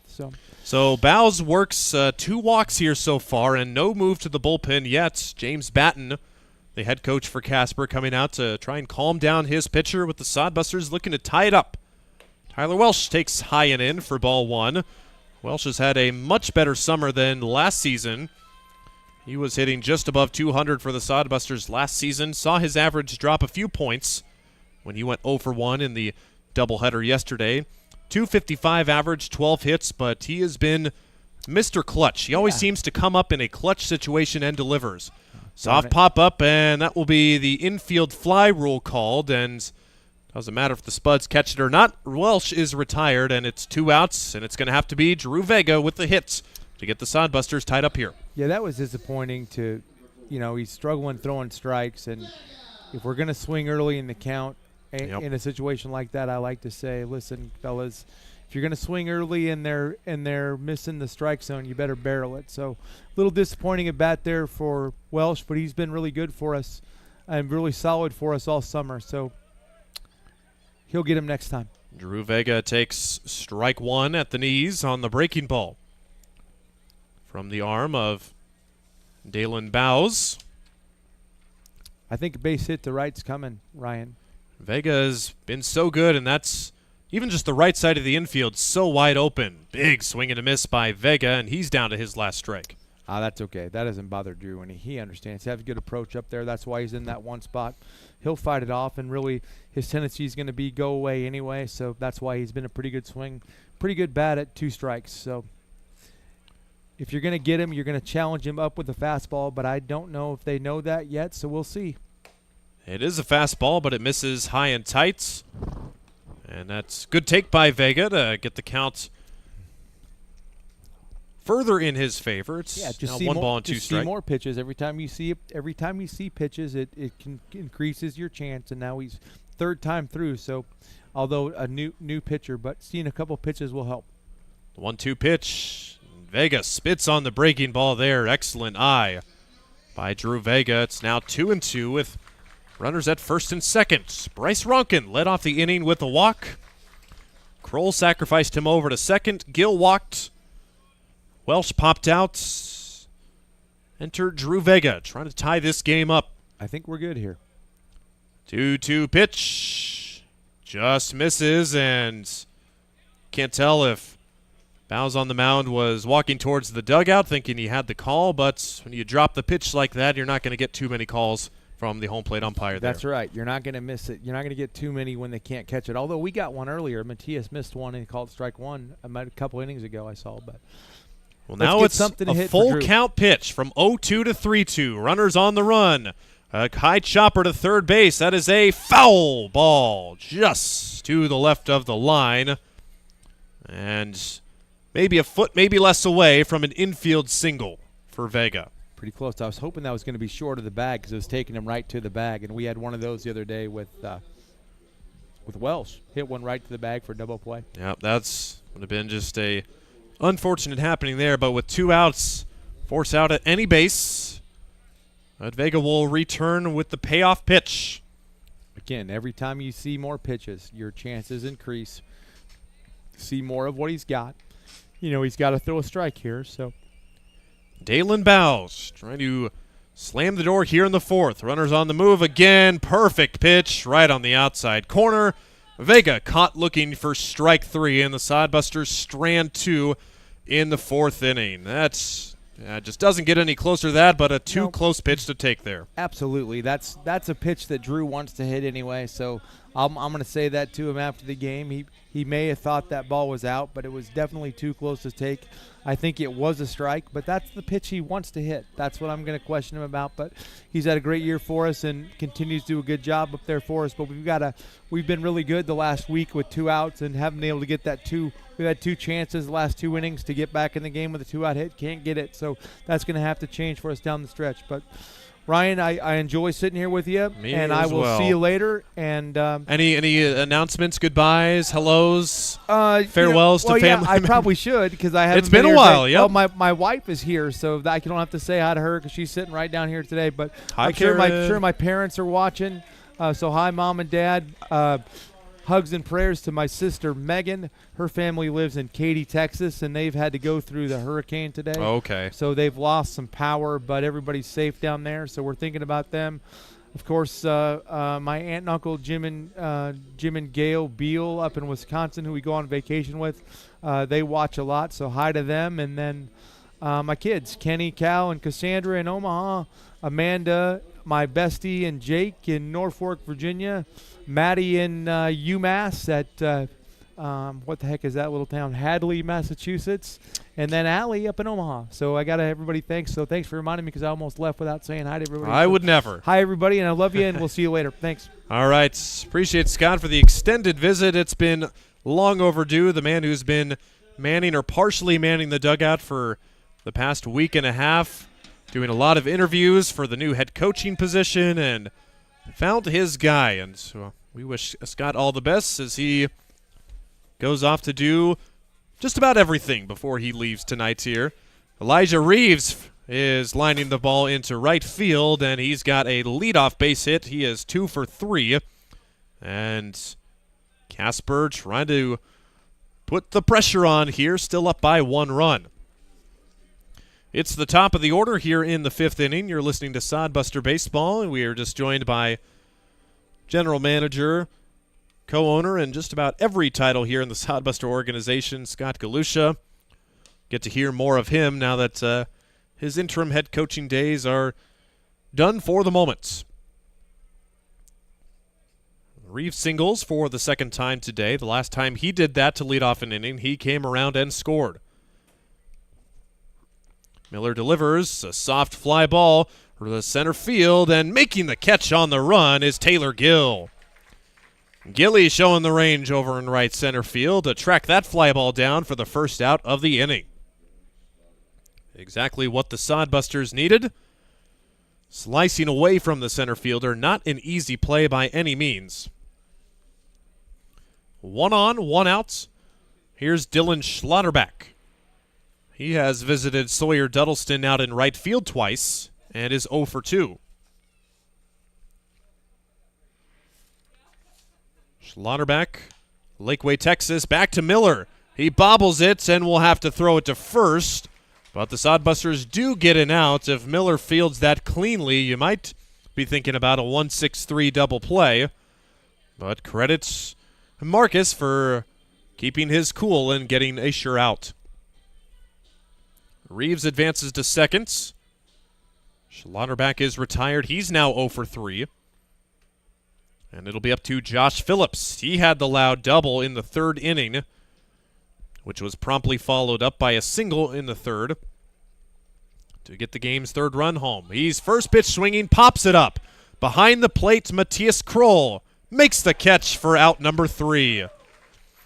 Phillips tried to ambush Miller first pitch and loses the battle. The leadoff single does not come around to score, and the Spuds go 1-2-3 in order after that, and they are retired. It's still a 3-2 Casper lead with the Sodbusters coming up in the bottom of the 5th inning. There's nothing like relaxing on a summer day. Nothing like taking in a Hastings Sodbuster baseball game. And there's nothing like an ice-cold Pepsi to make the day perfect. Pepsi Cola of Hastings wants to make your nothing like be the best day it can be, whatever the occasion. Enjoy your favorite refreshing Pepsi product throughout the Sodbuster season and make your nothing like memories. Pepsi Cola of Hastings, a proud sponsor of Hastings Sodbuster Baseball. Hi, I'm a baseball umpire. My job can get pretty stressful. I have to keep my eyes open at all times, and if I don't make the right call, people boo me. So to relax, I visit a Nebraska Lottery retailer like this one and buy some scratch tickets. It always calms me down.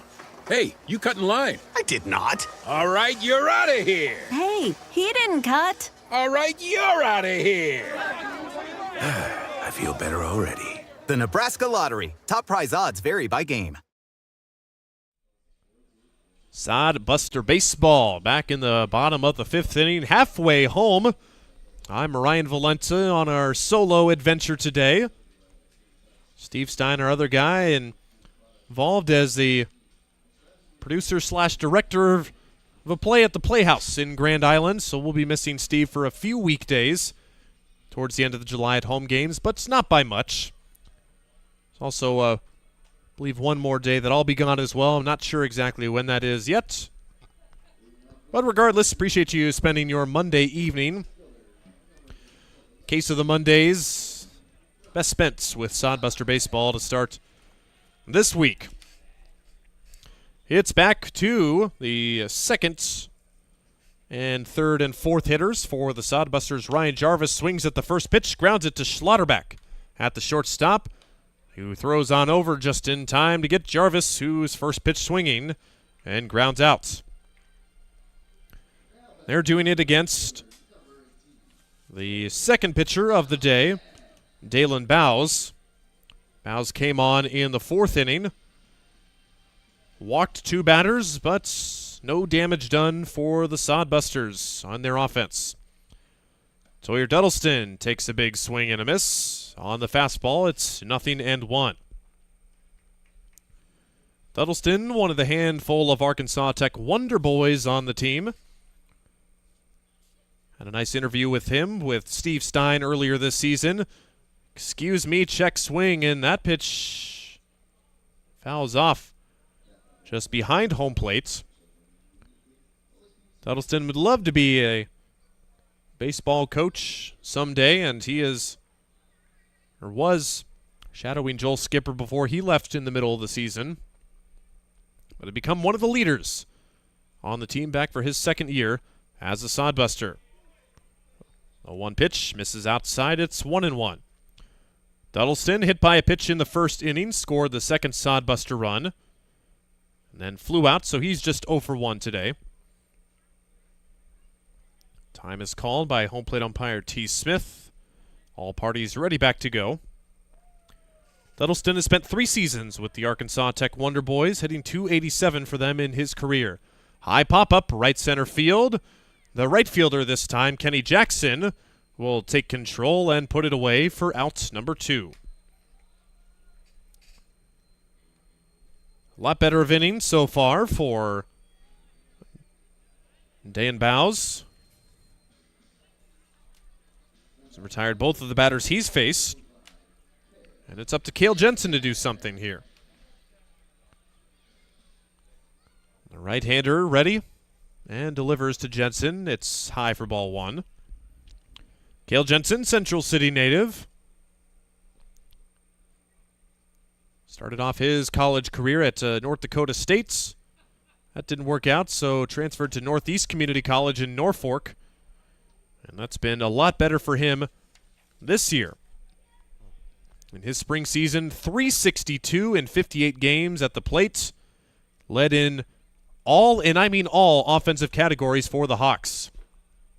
That one skips away into the turf, and a piece of turf might have come up and hit Kale in the eye. He appears to be all right. Since you asked, those numbers in his spring season: 18 doubles, 6 home runs, 56 runs driven in. That was all in 58 games. Northeast Community College, traditionally with a very good baseball team under head coach Marcus Clapp. Down low, it's 3 balls and 1 strike. Jensen in the hitter's count. Again, with power on both rosters, it's, I don't know about you guys, but I'm itching for a Duncan Field home run this year. We've still yet to see one here at this spacious ballpark. Jensen swings for the fences and comes up empty for strike 2. Unlike it's been in the past few weeks, really no wind whatsoever today. The forecast shows little to no wind today and tomorrow. Jensen fouls off the 3-2 pitch to stay alive. 3 runs for the Spuds on 6 hits. 2 runs for the Sodbusters on 2 hits. And both of those hits for the Sodbusters came in the first inning. They've been walked 3 times since, but not much else. Make it 4 times. Jensen walks, and he's on base for the second time. He had one of those singles in the first inning. And his line remains 1-2 with the free pass. Halfway through this game, in the first game of this 4-game set of Casper versus Hastings. Like we talked about with Sodbuster General Manager Scott earlier. Don't need to beat these guys in every game, just want to wear them down. David did not defeat Goliath in one mighty blow. It was a calculated effort, for lack of a better term. The 0-1 pitch, down low, a good stop by Henderson to keep it in front and keep Jensen at first base. It's a 1-1 pitch to Josh Prinner. He is 0 for 2, reached on an error in the first inning and grounded out in the third inning.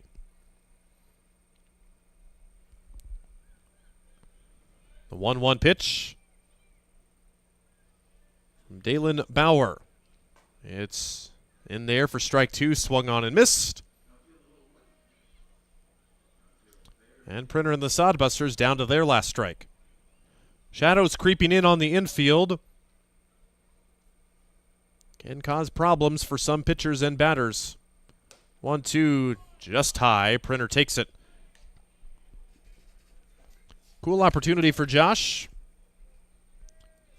Back at his hometown in Arkansas, he's in talks with signing a deal to become assistant coach at his local college, to be a baseball head coach. Way inside on the breaking ball, and the count runs full. Full count pitch and 2 outs. Jensen will be off with the pitch.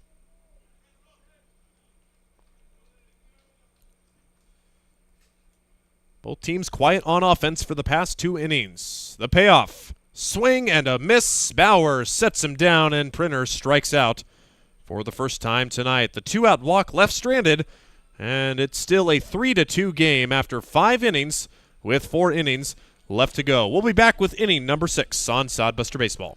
Hastings Sodbusters baseball's in full swing, bringing you another fun-filled summer of high-level collegiate woodbat baseball at historic Duncan Field. A great way to spend a summer evening with your families at a Sodbusters baseball game. Go online to HastingsSodbusters.com for their home game schedule or to purchase tickets. Hastings Sodbusters Baseball. It's a hit. Got the spirit of the game. The Hastings Sodbusters. Dog Roll Patrol provides reliable and professional pet waste management services in the Hastings area. Hire Dog Roll Patrol today and spend more time enjoying your furry friends and less time cleaning up after them. Depending on your location and number of pets, Dog Roll Patrol will work with you to come up with a schedule that best fits your situation. Dog Roll Patrol takes great pride in their work. Family owned and operated out of Hastings. Get a free quote and details on the services at dogrollpatrol.com. 5 innings in the books here at Duncan Field. The starter for Hastings, Marcus Miller, still back out there, looking to complete his 6th inning of work, and what a nice job he's done settling in after those first inning runs, just giving up 1 run since then, and for the most part has kept the Spuds offense quiet. A couple of strung-together hits in the 3rd inning gave the Spuds the lead, 3-2, but Miller setting down the side in order in the 4th inning, and allowing just a leadoff single that was left stranded in the 5th inning rather.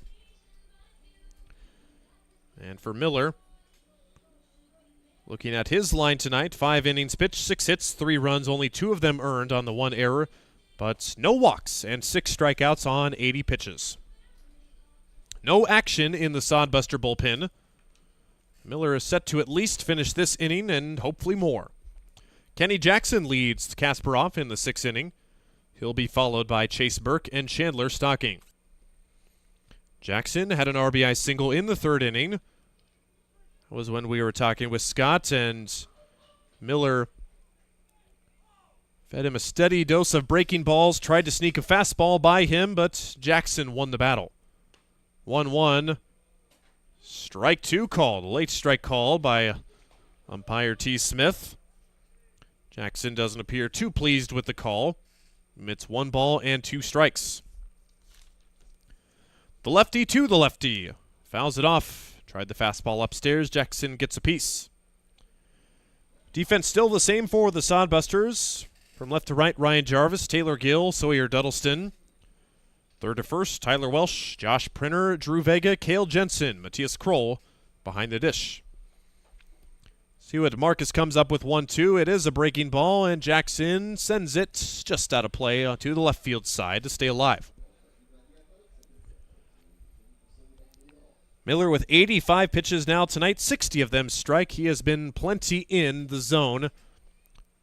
Even though the Spuds have recorded 3 runs and 6 hits, rather see that than 4 or 5 walks on the score line. That one popped. That will get out of play and into the Sodbuster stands for a souvenir. Count remains 1-2 to Kenny Jackson. Jackson, a Kings Hill, Virginia native, Point University College. Has 2 hits against the Sodbusters in the road series, now 3 hits with his 1 hit tonight. Just outside, Miller tried the fastball outside and misses. It's 2-2.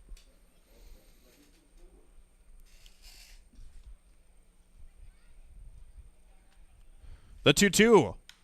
Breaking ball lifted softly. Trouble in the outfield, but Josh Printer will get there in the outfield grass. He makes the grab for the first out of the inning, and Jackson retired. He's 1 for 3. Take a look at the other action in the Independence League tonight. The only other game in action is the Grand Island Bison that are in Spearfish. And if there was any question about would Spearfish have any sluggish start with their long 8-hour road trip that they didn't even start until 11 p.m. last night, no. Spearfish leading the Grand Island Bison 7-0 in the 3rd inning in Spearfish. Cannot envy that trip as a player, but didn't seem to be any problem for them. Chase Burke quickly down in the count, 0-2, as Miller is working the count quickly. 0-2 pitch to Burke. Way outside on the fastball, and seen Miller do that quite a few times tonight now. He's kind of pitching hitters backwards, starting off with the breaking balls and finishing off with fastballs. 1-2 offering is a breaking ball that's hit to the first baseman. Jensen will race to the bag and win it. And Burke is retired, 3 unassisted. The first 2 retired for Miller. It'll be up to Chandler Stocking to keep the inning going. He has hit the ball in the air twice and been retired both times. 1 to Drew Vega at second base, 1 to Sawyer Dudleston in right field.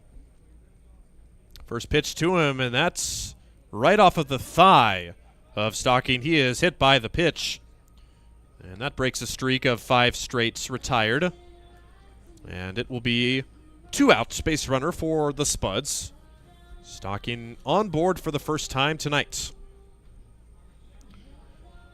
With 2 outs, Cody Clausius will get a chance. With a .341 average coming into the game, a Landenberg, Pennsylvania native. Takes just down low for ball 1. Pennsylvania native attends college at Gettysburg College. Coming into the series, 2 for 7 against the Sodbusters in that 3-game series. He lofts one softly to center field, and a catch made by Taylor Gill, waist high on the run. The 2-out hit by pitch left stranded, and the Casper Spuds, another 0 on offense for the 3rd consecutive inning. No runs, no hits, 1 left. Sodbusters looking for something. Both teams looking to get the scoring back started here. Bottom of the 6th coming your way. Cor CPAs is your locally owned, full-service accounting firm. Our team of professionals have years of accounting experience and focus on building in-depth relationships with our clients. Our comprehensive and customized solutions are tailored to your specific needs. We pride ourselves in our commitment to integrity, objectivity, and professionalism. At Cor CPAs, we provide tax services, payroll, bookkeeping, assurance and financial reporting, and much more. Visit our website at corcpas.us. Let's face it, we move our bodies around a lot. And sometimes things happen, a tweak, twist, pull, strain, ache, or pain. At Fisk Chiropractic and Sports Care, their goal is to restore your mobility, keep you moving, and ensure your rehabilitation is effective, efficient, and stress-free. Do you suffer from headaches and neck pain, lower back or sciatica? Call Fisk Chiropractic and Sports Care today. Start to discover wellness through chiropractic care. Fisk Chiropractic Sports Clinic.com. Start feeling better now. A fun first game of this 4-game series between the Hastings Sodbusters and Casper Spuds. Since the top of the 3rd inning, which we're now in the bottom of the 6th, nobody wants to get on the scoreboard. That has been the case for both sides, hanging 3 consecutive zeros. Each side scoring 2 runs in the first inning off of their respective starters. The Spuds with the deciding run for now in the 3rd inning off a double and a single, both coming with 2 outs. And it is the Sodbusters trying to break through in the bottom of the 6th. Middle to the end of the order coming up, Bryce Ronan, Matias Kroll, and Taylor Gill. Still looking to see Ronan put a good swing on one tonight. He has struck out looking and walked. Still has yet to put the ball in play in his first 2 plate appearances. The 1-0 to Ronan, right across for strike 1. Dalen Bauer still on the mounds for the Casper Spuds. The 1-1 pitch, check swing did not go, and it's in the turf for ball 2. Had a little bit of confusion with Dalen's last name, and Dalen has his last name entered wrong in Game Changer. So I blame Game Changer there. Somebody tell him to get his last name right. It's right on the roster, just not right on Game Changer. Bauer now on the counts 2-2. High for ball 3. It's now 3-2.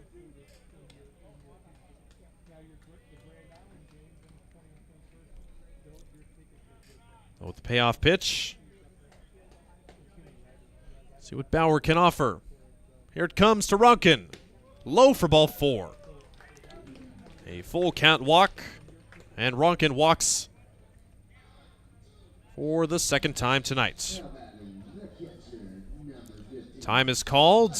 Head coach James Batten out to the mound, and he points out to the bullpen, and that is going to be the end of the day for Bauer, as his night just lasts 2 innings plus with 4 walks, 2 strikeouts, and no hits allowed. A new purple jersey coming up on the mounds. We'll be right back after the break. Blue Fork Kitchen features elevated comfort food in a family-friendly, fast casual environment. With a full menu, you can sit down for a nice meal or order online for pickup. From salads and wraps to burgers and steaks, Blue Fork Kitchen has your kind of food. Open Tuesday through Thursday, 11 to 9 p.m., and Friday and Saturday, 11 to 10 p.m., with a special brunch buffet Sunday from 9 to 2 p.m. Blue Fork Kitchen is located in the Cimarron Plaza, 38th and Osborne Drive in Hastings. Like them on Facebook. Hastings College has reimagined everything. As a sophomore, you'll spend part of a semester studying abroad, and they'll cover the cost. Recognizing it's a digital world and how you learn, they'll give you an iPad Pro and Apple Pencil, tools that'll help you engage, whether you're on campus or in Paris, plus internship opportunities and professors who mentor you. Hastings even provides books. At Hastings College, you'll go somewhere. Go to hastings.edu/discover for more.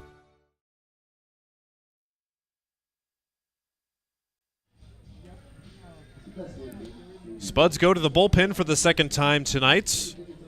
kind of been using their bullpen arms so far in the contest, and that will continue. The Spuds will elect to go with a right-hander, Bryce Ronan. He's a Sugar Land, Texas native, home of the Sugar Land Space Cowboys in the minor league baseball system.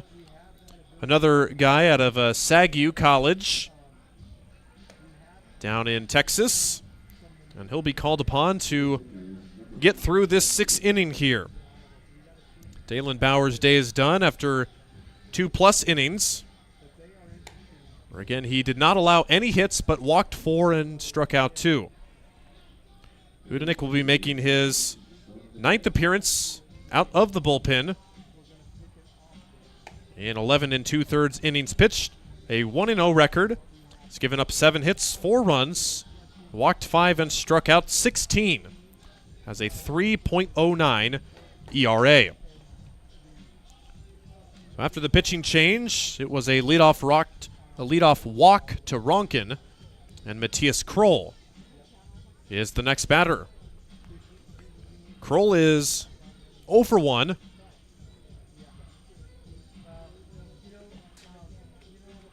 He had kind of a swinging bunt ground out in the 1st inning, and then actually bunted to sacrifice himself in the 4th inning. First pitch from Ronan is a called strike right across on a breaking ball. 3-2 Spuds in the bottom of the 6th in this 9-inning scheduled contest. 6 hits for Casper, 2 hits for Hastings. Ronan takes a long look in over at Ronkin at first. Not going. Kroll shows to bunt and takes strike 2. And that will change up plans here with Kroll not able to offer at either strike. Could see a bunt attempt here. It's not unheard of anymore. Kroll not showing bunt and takes high for ball 1. Really, though, you only see that with pitchers who are batting or light-hitting batters at the plate. Kroll's got some good pop in his bats. Probably definitely see him swinging the bats. The 1-2 pitch to Kroll, fought off right back at the mound. It's going to be a double play. A soft liner right back to Ronan. He tosses over to first and doubles up Ronkin. It's outs number 1 and 2 in the blink of an eye. Sodbusters' momentum is erased here in this 6th inning.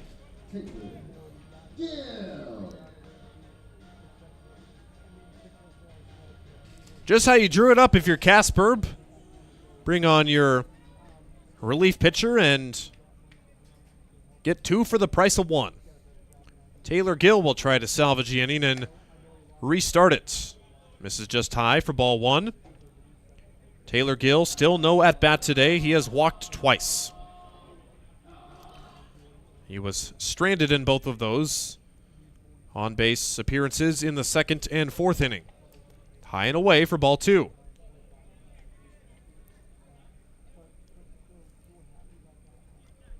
Taylor Gill, an Orem, Utah native, started his baseball career at Northeast Community College with Kale Jensen and Jack Borgman, who are 2 current Northeast Community College Hawks. Has since transferred to play Division I baseball at the University of Ohio for the Bobcats. Again, ahead in the count, 3-0, and he swings at it and just fouls it.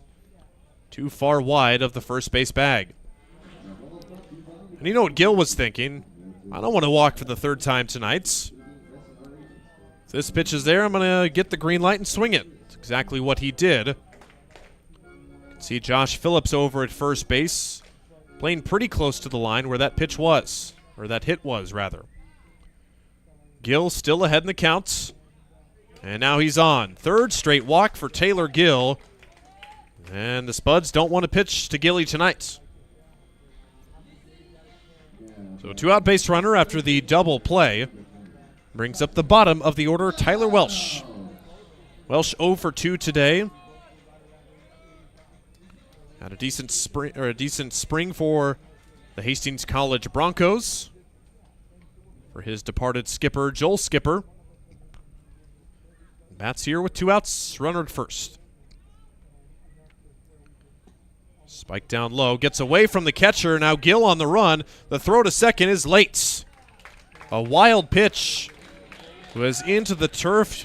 Henderson kept it close initially, but just kept crawling farther away from him, and Gill's in scoring position with 2 outs.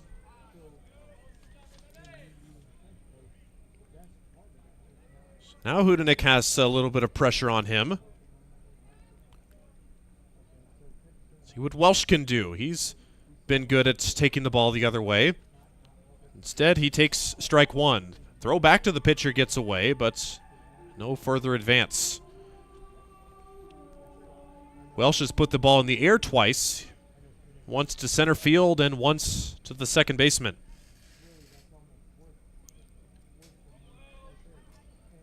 Hudenik's 1-1 pitch to Tyler Welsh. Breaking ball misses just a tad, either low or inside. It's 2-1.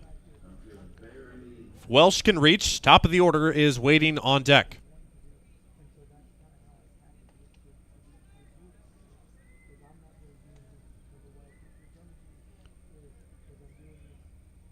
Long look at second base at Gill. Welsh fouls it off, and that pitch might have been out of the zone. Welsh down to his last strike.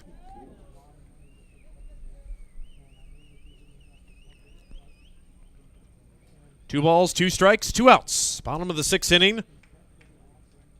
Sodbuster and Spud offenses have gone dormant. 2-2 pitch. Welsh fights it off back up the middle. Right there is Stocking, the second baseman, who throws in time for the 3rd out of the inning. Almost got up the middle, but the middle infield for the Spuds played perfectly, and the Sodbusters strand a base runner in scoring position with 2 outs. No runs, no hits, 1 left. It's still 3-2 after 6 innings of play. We'll be right back. Make your next pit stop at the Coach's Corner, a friendly staff and a deep lineup of snacks. You can find Coach's Corner in North Hastings on Osborne Drive East. More than just a gas station, Coach's Corner is the place to get delicious pizza made fresh for you and your family. Don't take our word for it. It's so good it'll be featured at selected Sodbuster home games this season. For a convenient and clean experience, be sure to check out the new convenience store in North Hastings, Coach's Corner. Sodbuster Baseball is sponsored by Jerry Spady Chevrolet GMC. It's one of the many ways Jerry and Greg Spady, along with their families and employees, have proudly embraced a passion for giving back to the community. The folks at Jerry Spady Chevrolet GMC realize the importance of enriching and improving the lives of their neighbors. They've accomplished this through philanthropy and active personal involvement. Featuring the top new and used inventory in the region and a certified service department, Jerry Spady Chevrolet GMC, 2750 Osborne Drive East in Hastings, or at spady.com.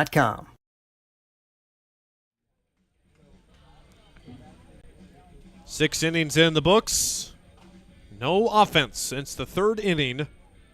It remains a 3-2 game with Marcus Miller still on the mound. And the Spuds will begin the 7th inning with a pinch hitter.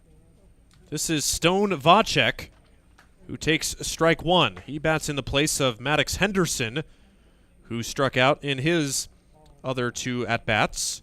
Stone Vocek gets an at-bat. Houghton, Texas native, goes to Fort Scott Community College. Miller gets the call on the outside breaking ball. Counts 1 ball and 1 strike. Vocek, on the season, a .317 hitter. 13 hits in his summer season, 5 of them doubles, 10 runs driven in. He appeared in 2 games in the road series of that 3-game series versus the Sodbusters and went 2 for 3 and doubled in both of his at-bats. Pitch, soft miss, low and away. It's 2 balls, 2 strikes to Vocek, who digs in the right-handed batter's box. Infield now pretty much completely covered by the shadows. Strike 3. High breaking ball catches the tippy top of the zone. Vacek caught looking. 1 out in the inning for Marcus Miller, and his first strikeout since the 4th inning.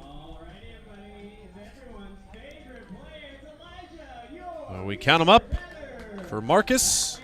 Punch out number 7 on the night. Brings us back up to the top of the order in Elijah Reeves. Spuds making their 4th trip through the lineup. Elijah Reeves shows bunts and gets it down. It's a perfect bunt. Miller throws, but it will never be in time. Reeves with a bunt single. He was the beer batter, and Nate Frew said, should we boo him? They started booing him, and Reeves went in with them, putting the thumbs down and welcoming the quote-unquote hostile Duncan Field crowd. And it's all in good fun, too. Elijah's been a good fan favorite. He's a great sport with the fans here, and time he was the beer batter last season, he enjoyed every second of it. First pitch swinging, lining it into center field is Wesley Flatt. Reeves is going to try to go to third. The throw from center, perfect! He's out! The hose from Taylor Gill catches Elijah Reeves trying to advance the extra base. That's a second out of the inning. Flatt with the single goes to second on the throw. That is exactly what the doctor ordered. Reeves with the bunt single gets greedy. And the Sodbusters an out away from getting to the bottom of the 7th inning. So Flatt singles for the second time today. He's now 2 for 4. Elijah Reeves is 3 for 4. But instead of first and second with 1 out, it's second base only with 2 outs. How about the throw from Taylor Gill, the outfield assist? Cut down the runner at third. Tyler Welsh applies the tag. Beautiful. Matias Kroll goes out for a quick visit with Miller. He's now at 102 pitches. This will all but for sure be his last inning. First pitch is down low and away to Dylan Schlotterbeck.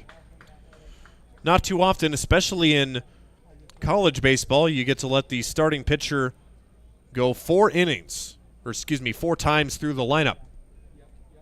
That's what Marcus is doing now. Schlotterbeck skies it, a lazy can of corn out to Gill in center field, who puts it away. The Spuds cannot score in the 7th inning after 2 hits, and they score nothing and leave a man. It's the 7th inning stretch. We'll be right back as we stretch with the Duncan Field fans. There's nothing like relaxing on a summer day. Nothing like taking in a Hastings Sodbuster baseball game. And there's nothing like an ice-cold Pepsi to make the day perfect. Pepsi Cola of Hastings wants to make your nothing like be the best day it can be, whatever the occasion. Enjoy your favorite refreshing Pepsi product throughout the Sodbuster season and make your nothing like memories. Pepsi Cola of Hastings, a proud sponsor of Hastings Sodbuster Baseball. Hastings Sodbusters baseball's in full swing, bringing you another fun-filled summer of high-level collegiate woodbat baseball at historic Duncan Field. A great way to spend a summer evening with your families at a Sodbusters baseball game. Go online to HastingsSodbusters.com for their home game schedule or to purchase tickets. Hastings Sodbusters baseball. It's a hit. Got the spirit of the game. The Hastings Sodbusters. Sodbuster defense showing the Spuds who's boss.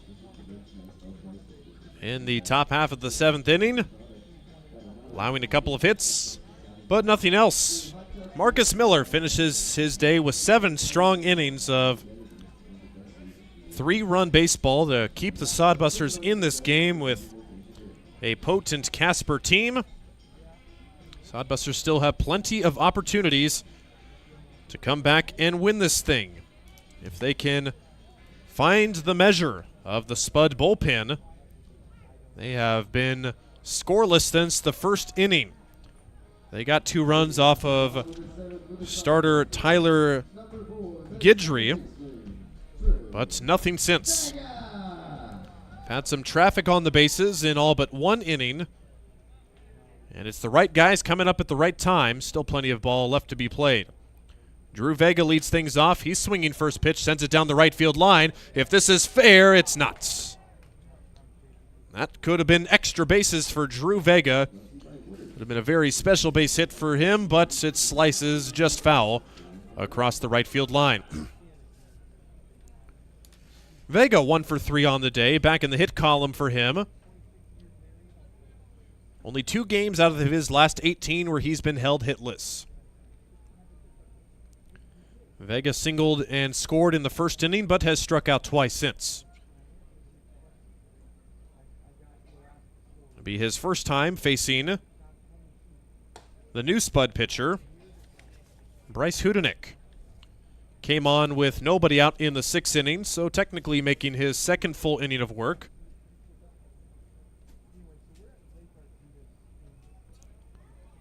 It's 1-1 pitch. Vega to third, scooped up by Flat. Toss over to first, perfect throw in time. And Vega will spend his afternoon 1 for 4. Hit it pretty hard, but nothing doing.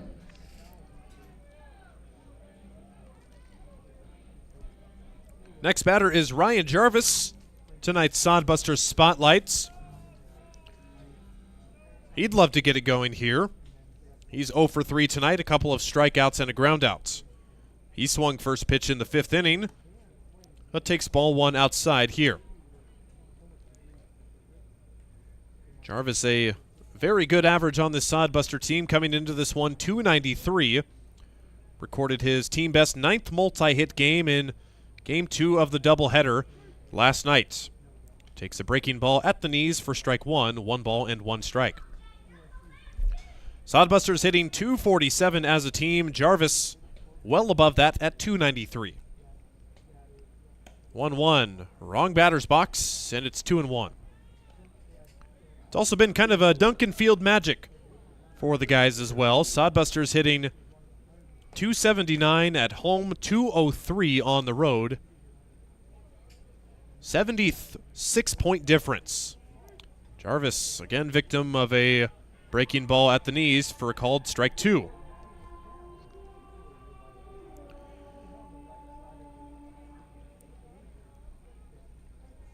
Jarvis with 27 hits on the summer season.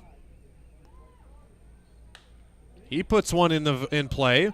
Pretty well hit to right field. Racing way back and making the catch on the run is Kenny Jackson.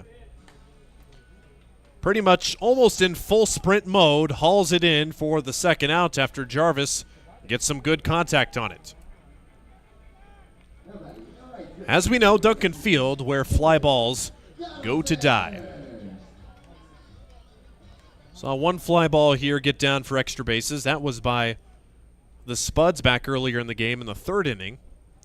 Sawyer Dudleston will try to get something started with 2 outs in the 7th. And he is hit by a pitch again. Sawyer Dudleston hit for the 2nd time tonight. He has been hit 5 times in the past 24-plus hours. He was hit 1 time in Game 1 of the doubleheader, twice in Game 2, and now 2 more times tonight. Dudleston's has a ball magnet on him somewhere. I've been saying it since last night. Sawyer, there's something inside you that is drawing the baseball to you. Oh, he's at first base with 2 outs, and Spuds multiple times tonight. They've gotten the first 2 outs and allowed a 2-out base runner. It's actually happened for the past 3 innings now. They've had bases empty, 2 outs, and either walked or hit the next batter. Kale Jensen, with a 1-0 count, calls time.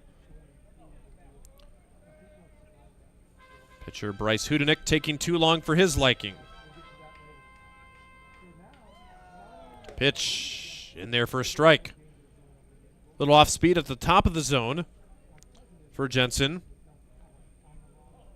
Ronan sitting in about the low 80s range, 80 to 81 on his fastball tonight. way, way high for ball 2.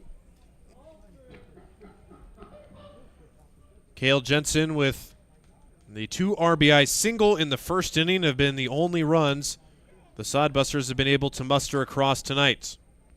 And with that first inning single, Kale Jensen's now had a hit in 7 straight contests. Pitch from Hudenick with the 2-1 count. Jensen takes not close for ball 3.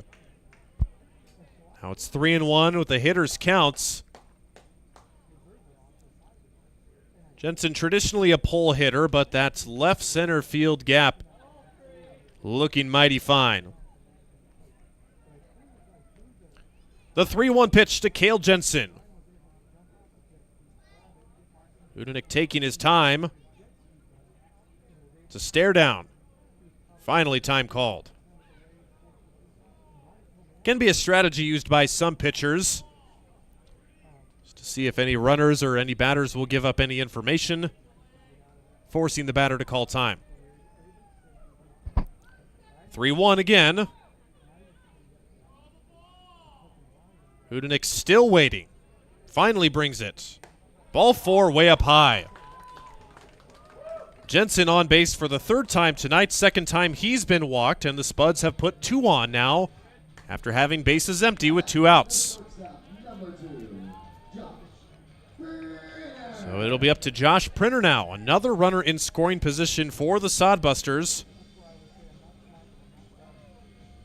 They have left 7 on base tonight in their first 6+ innings at the plates. Josh Printer would love to get at least one of them home and make this a brand new ball game.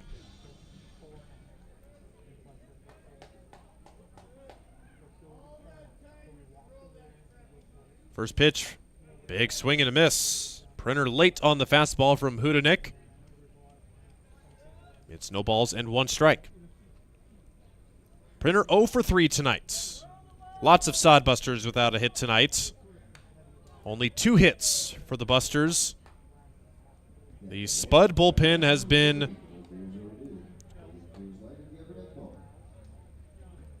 putting up zeros in the hit column since the 2nd inning. The last Sodbuster hit came Kale Jensen's single in the 1st inning. 0-2, Printer watches it go by for a 1-ball, 2-strike counts.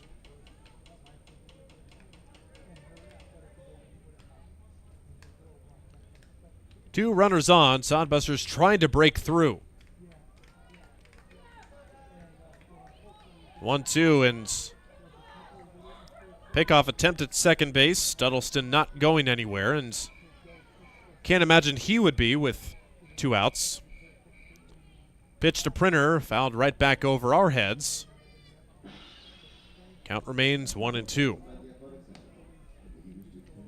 If Printer can reach, Bryce Ronan waits on deck.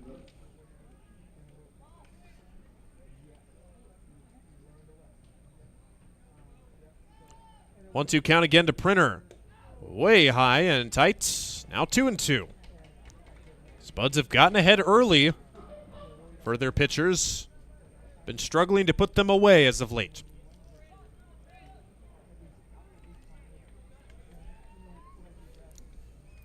Hudenick takes a long look at second. The 2-2. Printer gets a piece of it. Stays alive. Going with the fastball there, and deuces are wild. Lots of 2s on the scoreboard. 2 balls, 2 strikes, 2 outs, 2 at bat, 2 runs, 2 hits for the Busters.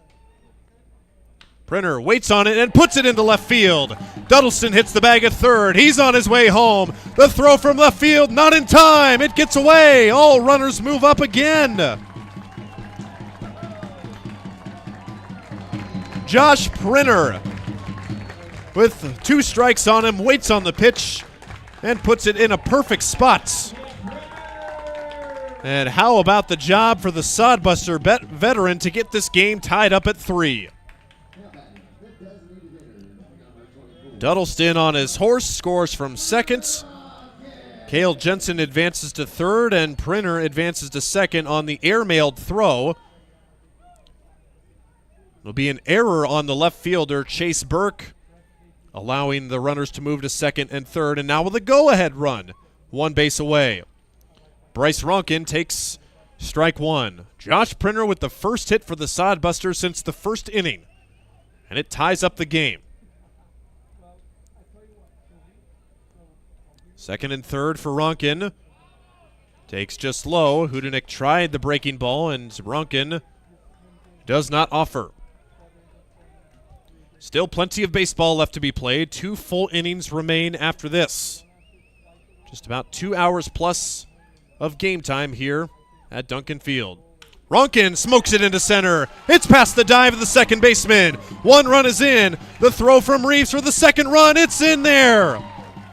Ronan will go to third as the ball gets away.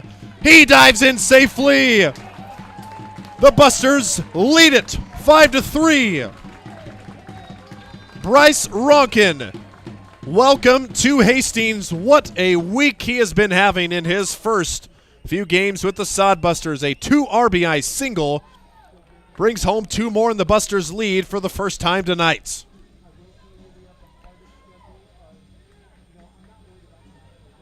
How about that?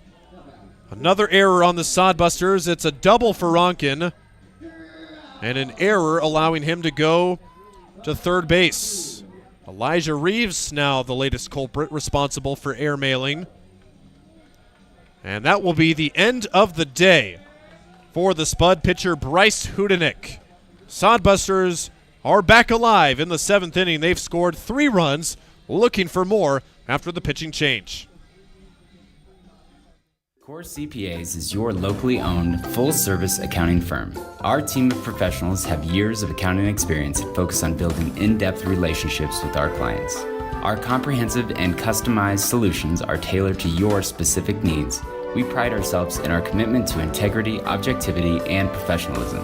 At Cor CPAs, we provide tax services, payroll, bookkeeping, assurance and financial reporting, and much more. Visit our website at corcpas.us.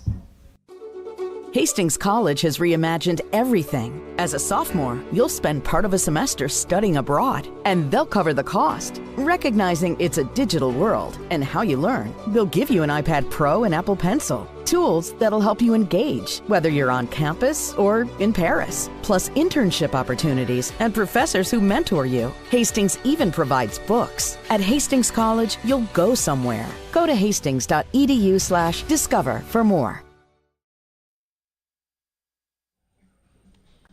The Busters are playing some ball late. 3 7th-inning runs gives Hastings a 5-3 lead. They record their first hit since the first inning, and they come in back-to-back fashion. Josh Printer singles home 1 run, and Bryce Ronan doubles home 2 runs. And that chases the Spud reliever Bryce Hudenick, and Casper back into their bullpen for the 3rd time tonight. Their latest guy will be the right-handed arm of Brennan Daniel. Brennan Daniel, a guy who's seen several appearances for the Spuds. 6 total appearances, including 2 starts. His last outing against Oahe on July 2nd, he started the game but only went the first inning, where he faced 11 batters, threw 44 pitches, only recorded 3 outs, gave up 4 hits, 5 runs, walked 3, and struck out 2. His ERA sits at an even 6.00 on the season and has a 1-0 record. And how about the job for the Sodbusters to get those runs across, and now the pitcher of record for the Sodbusters is still Marcus Miller. Into center field by Matias Kroll. Reeves dives and makes the catch. Matias Kroll waiting around for nobody, and Elijah Reeves saves another Sodbuster run from scoring on the headlong dive. Kroll hits it hard but is unrewarded. It doesn't matter though. The Sodbusters up by 2, and they lead it 5-3. We'll be right back with inning number 8 on Sodbuster Baseball. Blue Fork Kitchen features elevated comfort food in a family-friendly, fast casual environment. With a full menu, you can sit down for a nice meal or order online for pickup. From salads and wraps to burgers and steaks, Blue Fork Kitchen has your kind of food. Open Tuesday through Thursday, 11 to 9 p.m., and Friday and Saturday, 11 to 10 p.m., with a special brunch buffet Sunday from 9 to 2 p.m. Blue Fork Kitchen is located in the Cimarron Plaza, 38th and Osborne Drive in Hastings. Like them on Facebook. Hi, I'm a baseball umpire. My job can get pretty stressful. I have to keep my eyes open at all times, and if I don't make the right call, people boo me. So to relax, I visit a Nebraska Lottery retailer like this one and buy some scratch tickets. It always calms me down. Hey, you cut in line. I did not. All right, you're out of here. Hey, he didn't cut. All right, you're out of here. I feel better already. The Nebraska Lottery. Top prize odds vary by game.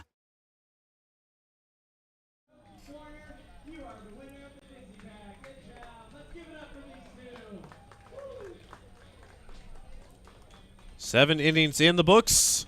The Sodbusters back out in front 5-3. How about the job for the Sodbusters to string a couple of valuable hits together when they needed it the most? And like I mentioned, it gives the opportunity for Marcus Miller to win the ball game. Yes, he gave up 3 runs and 8 hits, but they were mostly scattered, and the Sodbusters go to their bullpen for the first time tonight. It's two-way player Luke Ray. Ray will be making his second appearance on the mound, has been traditionally used as a second baseman this year. The Arkansas Tech Wonder Boy, 200 average at the plates, and has been player in the field for the Wonder Boys, but getting some time on the mound, and why not? 7 straight days of 7 straight games, and Ray had a nice outing in his Sodbuster debut, which was back over a month ago against Casper. He set down the side in order 1-2-3 in his relief appearance and struck out 2 batters. So Luke Ray called upon for the 8th inning, and we'll see who is called upon for the 9th inning. Sodbuster closer Braden Cork went 4 innings in relief on Friday, so he is still not available today as he's walking around with shorts on, and there goes the bar of soap. Slipped out of the hands of Luke Ray there, and get that one out of the system there, and don't have that happen again. Ray's second pitch, that finds the zone. So very 2 different results there.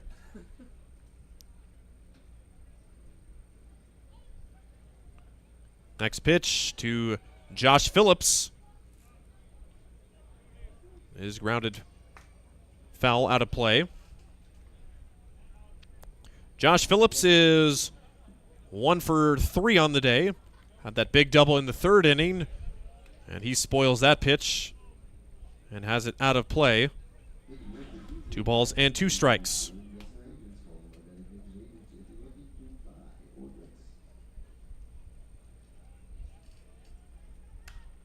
Swinging down the left field side in foul territory, but nobody will get there as it will get out of play. And Phillips down to his last strike.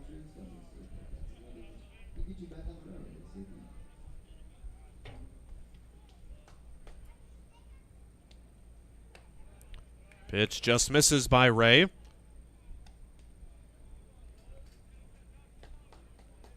And Phillips now working the count full. Pitch high. I apologize, now it's full.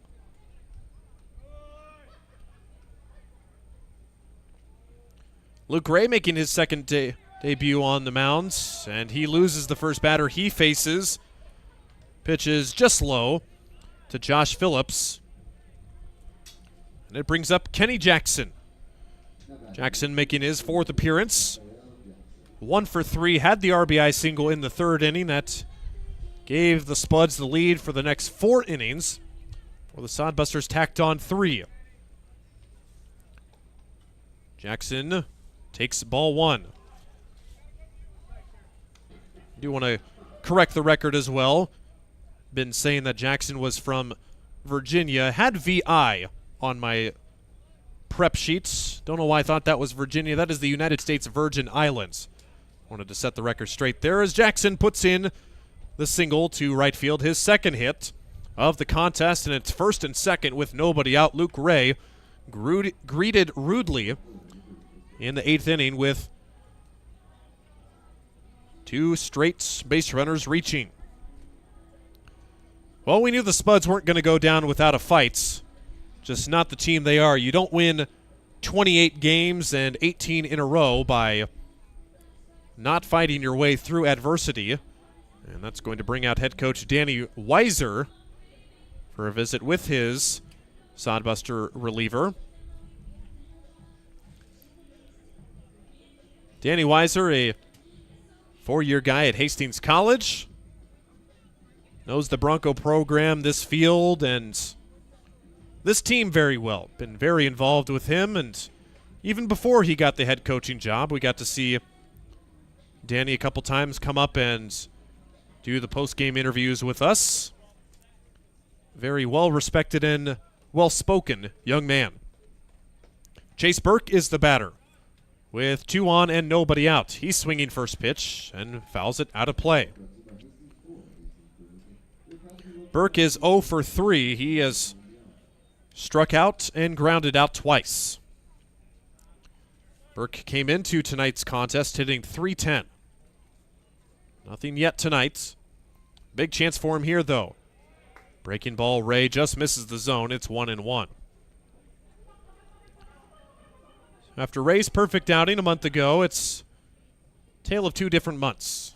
Got to fight through adversity here. A leadoff walk followed by a single has the Spuds in business. Missing downstairs, 2 balls and 1 strike.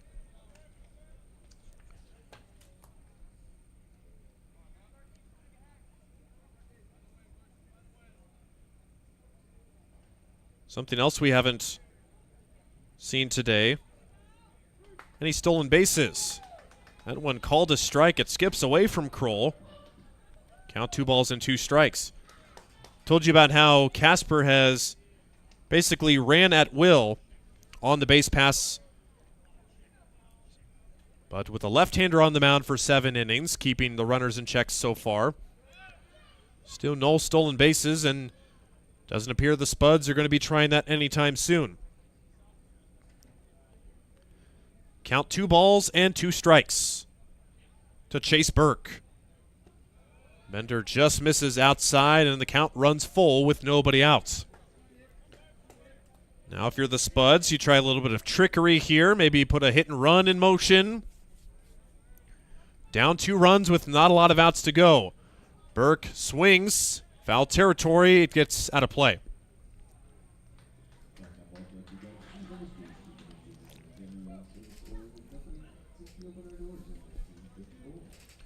Ray will have to throw another pitch. Try and keep this game close. Sodbusters with the 5-3 lead despite being out hit 9-4. Credit Marcus Miller for mostly scattering those hits in his 7 innings of work. Ball 4 way too high for the short-statured Chase Burke. And the first 3 have reached, and the Sodbusters in big trouble here in the 8th inning after just getting the lead the inning before. Now you need something, just any sort of outs. Sodbusters can sacrifice 1, maybe 2 runs to keep them in this. Line drive to the shortstop, Printer. Flip to second for 1, on to first. Not in time. The out is recorded at second. And they confirm that. Vega got close to pulling his foot off the bag. It's an RBI for Chandler Stocking, who puts it in play. He reaches on the fielder's choice. Josh Phillips scores. Kenny Jackson advances to third. And Chase Burke is retired. Head coach James Batten is out. Probably wondering the same thing I was if the fielder Drew Vega was off the bag at second base. I can tell you how this conversation's going to go as T. Smith puts his hand on his helmet and said, "What'd you see? What'd you call? Out?" Got the same thing. And that is what Frank Williams, the field umpire, is going to relay to head coach Batten. A couple of times he's come out to question a couple of calls tonight. Seems to be mostly calm in nature. No matter what, the run scores. It's a 5-4 ball game. Batten finally satisfied with the answer there.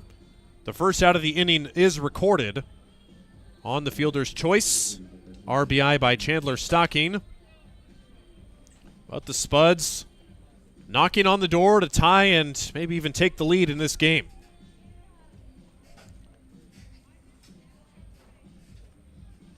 Tying run at third base. Runners at the corners. Jackson at third. Stocking at first. Stocking can steal a base too, and probably more likely to do so with the first and third situation. Make the Sodbusters make a play, even if they even do elect to make a play. 131 stolen bases for the Spuds this year. Line drive, left center field. That gets down and ties the game. Going first to third is Stocking. It's an RBI single for Cody Clausius on the second pitch of his at-bat. And we're tied up again at 5 as Casper has the answer there, and that is going to be the end of the day for Luke Ray, who only records 1 out in 5 batters, and the Sodbusters forced to go to another arm. 5-5 ball game in the top of the 8th inning. We'll let you know about the new Sodbuster pitcher after this. There's nothing like relaxing on a summer day. Nothing like taking in a Hastings Sodbuster baseball game. And there's nothing like an ice-cold Pepsi to make the day perfect.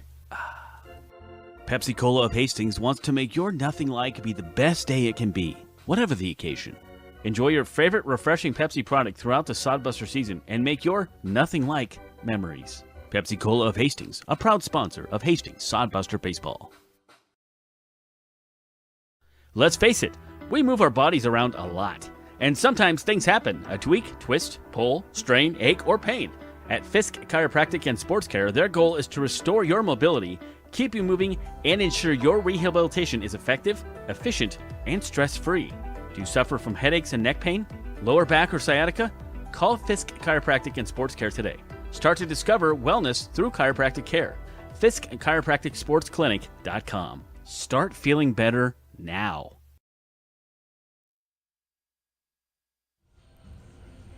The Sodbusters' lead is short-lived as the Spuds break through to tie this game up at 5 in the 8th inning, and not done yet. Threatening to take the lead here against new Sodbuster reliever Cade Cartwright. Called his name a lot recently because he has pitched a lot recently and will be making his 3rd appearance in the last 4 days. Cartwright pitched in yesterday's game of a doubleheader. Pitched 2/3 of an inning. Faced 4 batters, retired 2 of them, allowed 1 hit, gave up 1 walk, but no runs. And he also pitched on Friday versus Spearfish, where he went a long relief outing, 2 1/3 innings pitched, 40 pitches. He actually got the win in his 3rd appearance as a Sodbuster. Gave up 1 hit, 2 walks, and 1 strikeout. Cartwright still yet to allow an earned run to his name. 2 runners are on for Casper. Those runs both belong to Luke Ray. All started on the inning with a lead-off walk. How many times do we say the lead-off walk is the killer?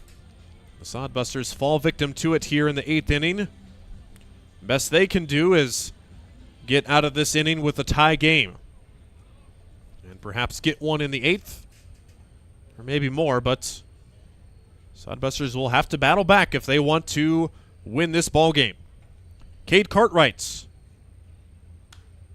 fouls off the first pitch to Stone Vacek, making his 2nd appearance in the box. He pinch hit for Maddox Henderson in the 7th inning, but Vacek did the same thing Henderson did and struck out. So the 9th place hitters tonight 0 for 3 with 3 punchies. Pickoff throw to first. Back in safely is Cody Clausius.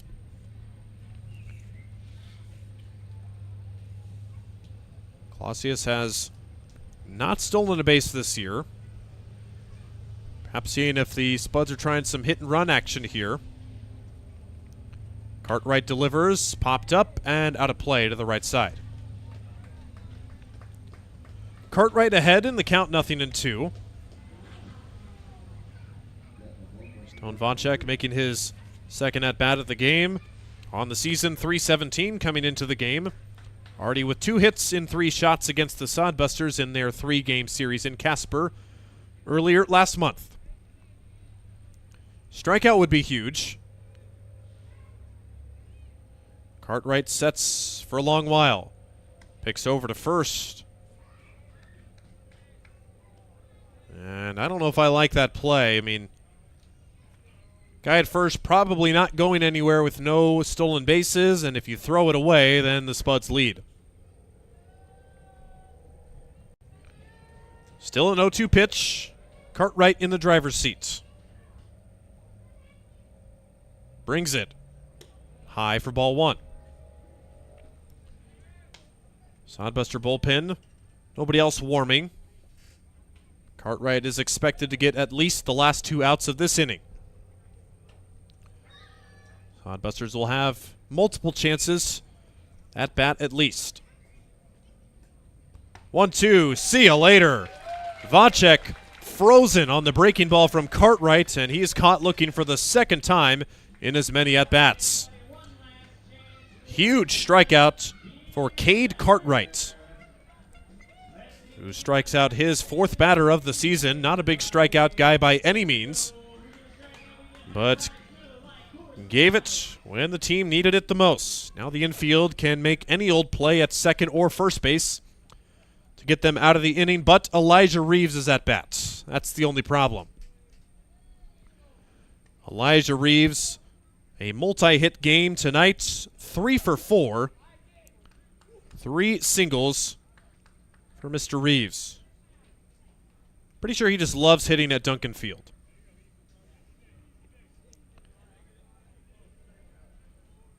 First pitch from Cartwright to Reeves.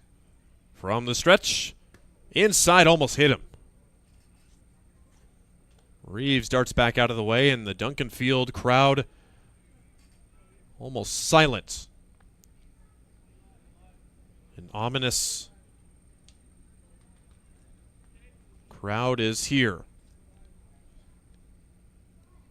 1-1. That one's behind Reeves. The runner coming home, and he will score. The Spuds lead it in a wild pitch by Cade Cartwright behind the head of Elijah Reeves, and the Spuds lead it 6-5.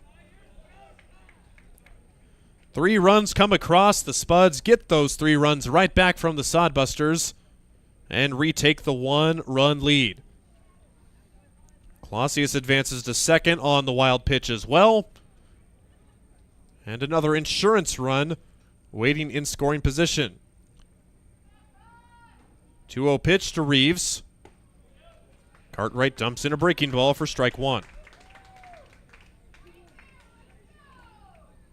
Sodbusters will have to battle once again. Down by 1 run, but they'll have 1, if not 2, at-bats to do so. Down low, now 3 balls into strike. Can understand the Sodbusters pitching Reeves carefully with 3 hits on the day, but the guy on deck has 2 hits already today.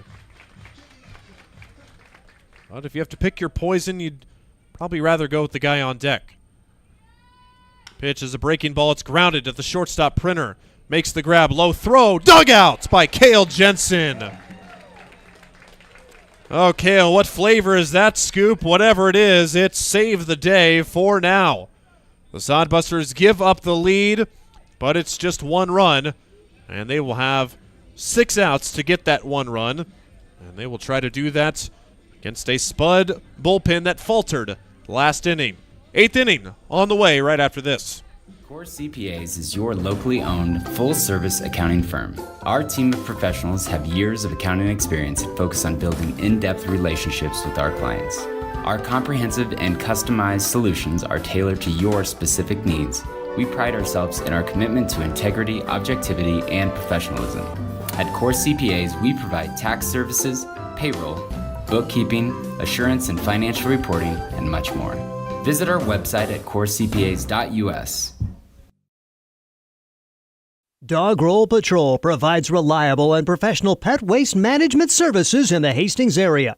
Hire Dog Roll Patrol today and spend more time enjoying your furry friends and less time cleaning up after them. Depending on your location and number of pets, Dog Roll Patrol will work with you to come up with a schedule that best fits your situation. Dog Roll Patrol takes great pride in their work. Family owned and operated out of Hastings. Get a free quote and details on the services at dogrollpatrol.com.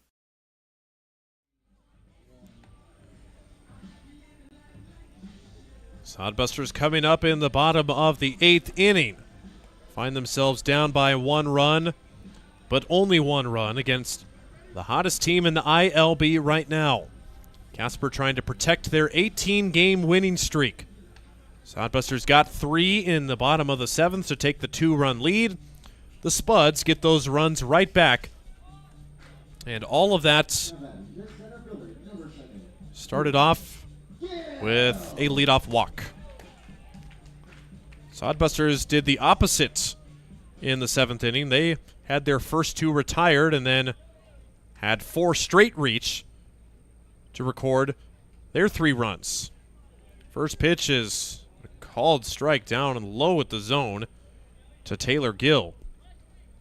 8-9-1 due up for the Busters. Taylor Gill, the first batter, waits on the breaking ball, hits it. It's a fair ball inside the bag, but right there is the first baseman, Josh Phillips, to pick it up and step on the bag. Taylor Gill retired on 2 pitches. Defensive change as well. Stone Vocek, forgot to mention he's officially in at catcher, replacing Maddox Henderson, who was pinch hit for a couple innings ago. According to Game Changer, the rest of the Spud defense remains the same. Got a pinch hitter now. It's Jack Borgman getting in at bats, and he takes pitch low at the zone for strike 1. Borgman with an electric start to the season for the Sodbusters, saw his average cool off, but he is hit by the pitch in his pinch hit appearance. So he's a 1-out base runner and represents the game-tying run. And also even better yet, turns over the lineup to the top of the order. Busters will get their 5th go-around at the Spud Arms tonight. Drew Vega, 1 for 4 tonight, showing bunts and taking outside for ball 1. Vega with the first inning single, but has been 0 for 3 since.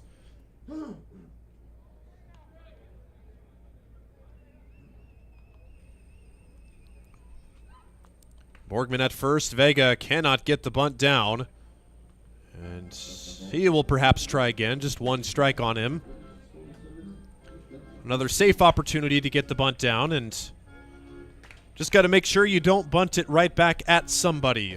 Jack Borgman, not the slowest guy, but not the fastest guy on the team. Want to make sure that you don't put it right at some guy and force him out at second. Showing bunt, Vega cannot get it down. And Vega will dejectedly walk back to the plates with the 2-strike counts, and he'll have to swing away now.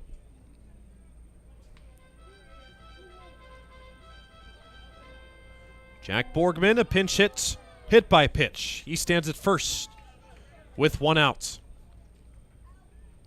Spuds getting their 10th hit of the contest last inning. Vega fouls off the 1-2. The hit differential for both of these sides, the Spuds with 6 more hits than the Sodbusters, but only the 6-5 lead. Sodbusters are fortunate enough to just have keep this one close. All credit to Marcus Miller. 1-2, Vega on the ground into left field. Who needs a bunt? Drew Vega will get a base hit instead. Vega's second hit of the night. And he's got another multi-hit game, his 8th multi-hit game of the season. So that puts Borgman in scoring position and Ryan Jarvis to come up, but not before a mound visit from head coach for Casper, James Batten. And he will take the ball from his reliever, and the Spuds are going to have to go to the bullpen once again. Just seems like the Spuds keep growing in the bullpen and are replicating infinitively. We'll have the new Spud arm right after the break. Make your next pit stop at the Coach's Corner, a friendly staff and a deep lineup of snacks. You can find Coach's Corner in North Hastings on Osborne Drive East. More than just a gas station, Coach's Corner is the place to get delicious pizza made fresh for you and your family. Don't take our word for it. It's so good it'll be featured at selected Sodbuster home games this season. For a convenient and clean experience, be sure to check out the new convenience store in North Hastings, Coach's Corner. Sodbuster Baseball is sponsored by Jerry Spady Chevrolet GMC. It's one of the many ways Jerry and Greg Spady, along with their families and employees, have proudly embraced a passion for giving back to the community. The folks at Jerry Spady Chevrolet GMC realize the importance of enriching and improving the lives of their neighbors. They've accomplished this through philanthropy and active personal involvement. Featuring the top new and used inventory in the region and a certified service department, Jerry Spady Chevrolet GMC, 2750 Osborne Drive East in Hastings, or at spady.com.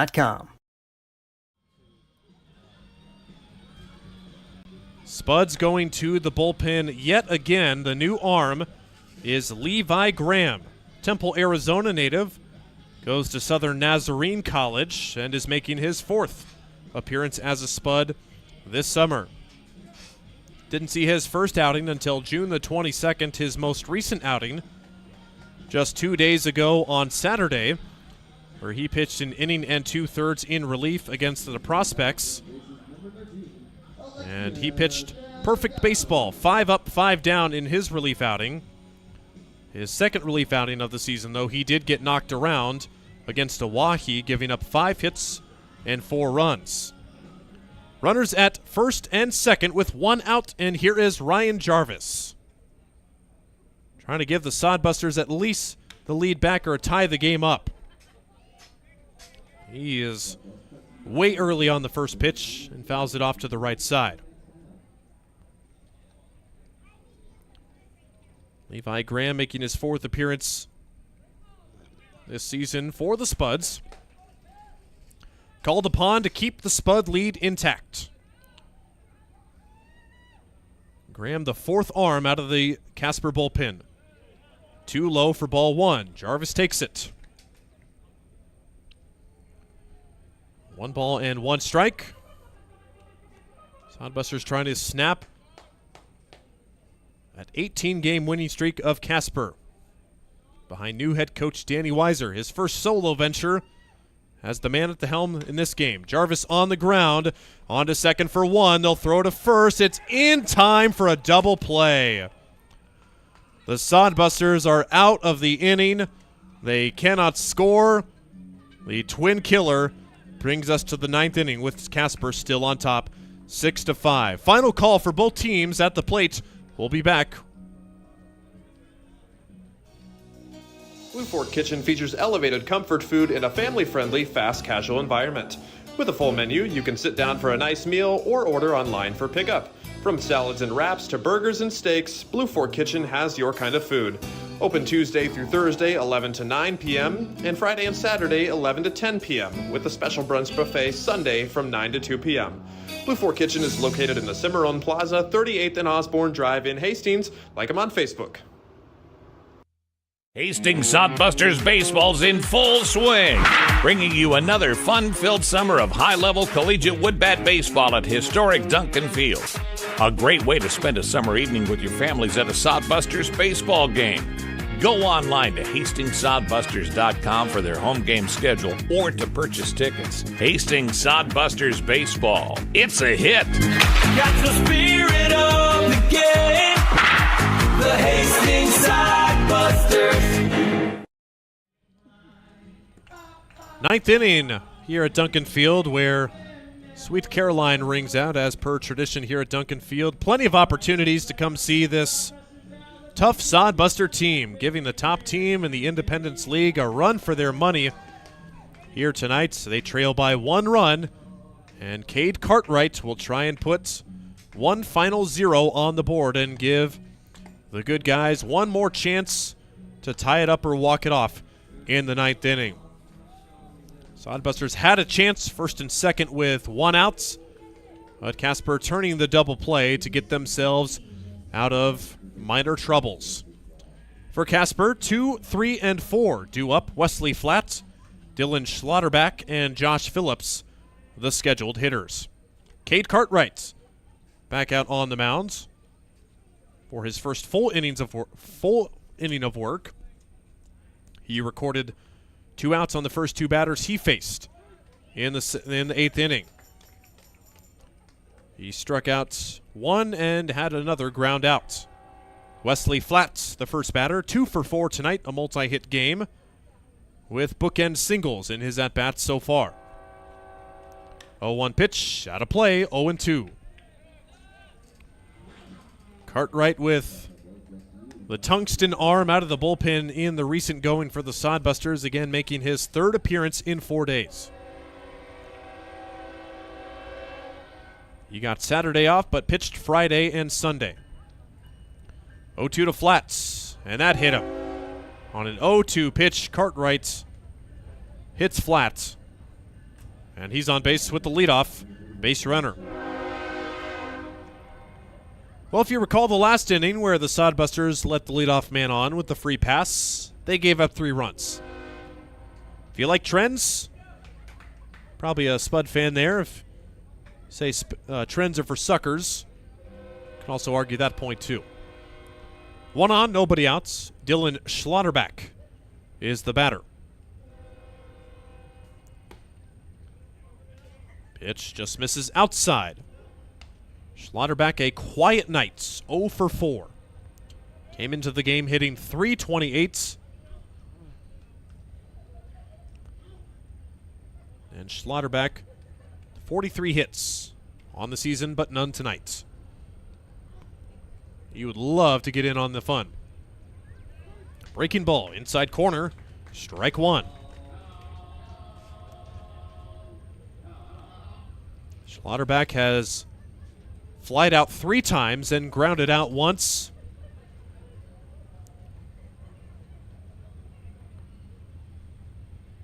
The 1-1 pitch, that hit him.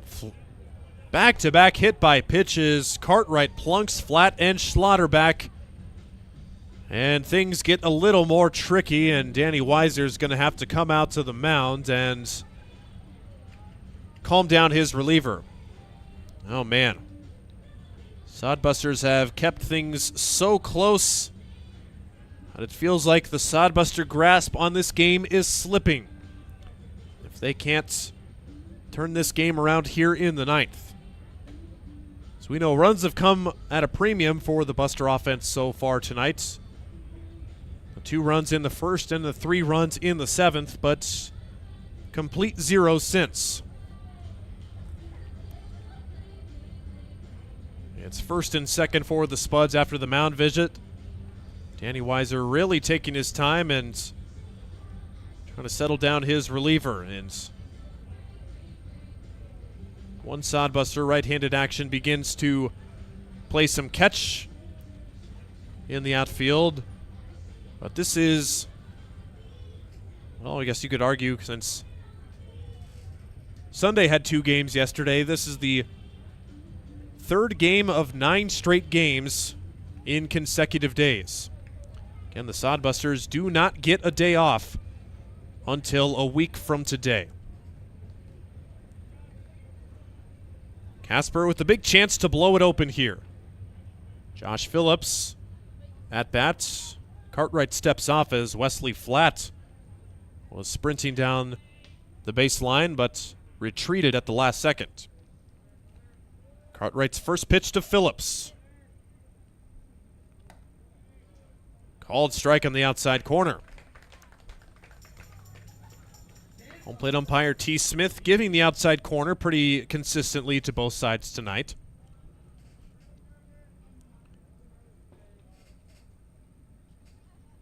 Phillips 1 for 3.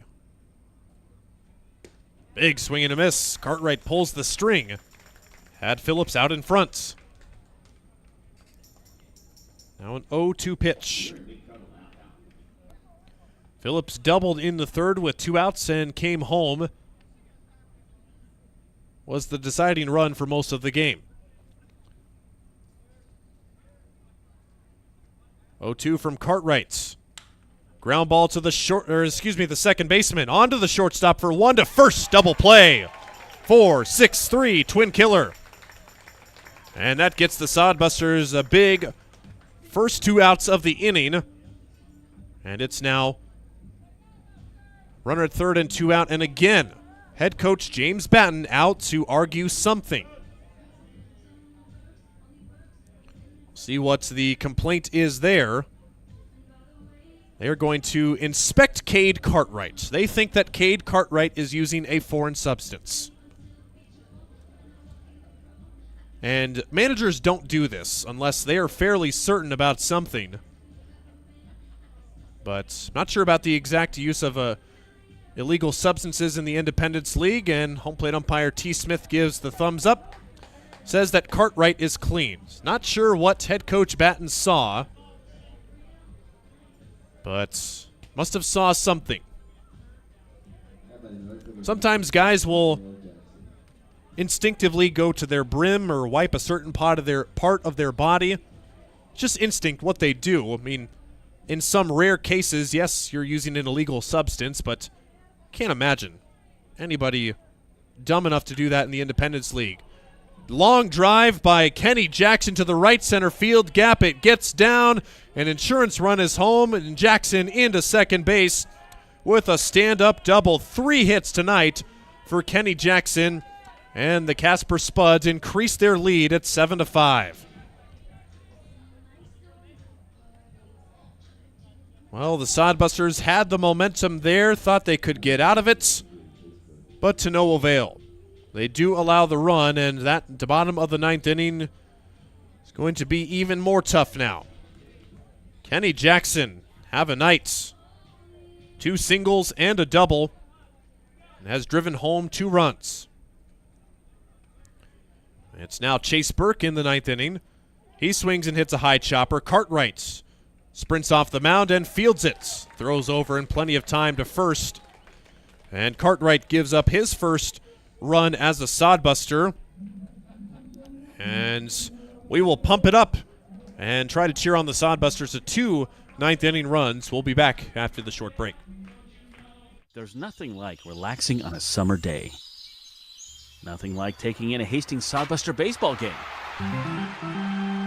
And there's nothing like an ice-cold Pepsi to make the day perfect.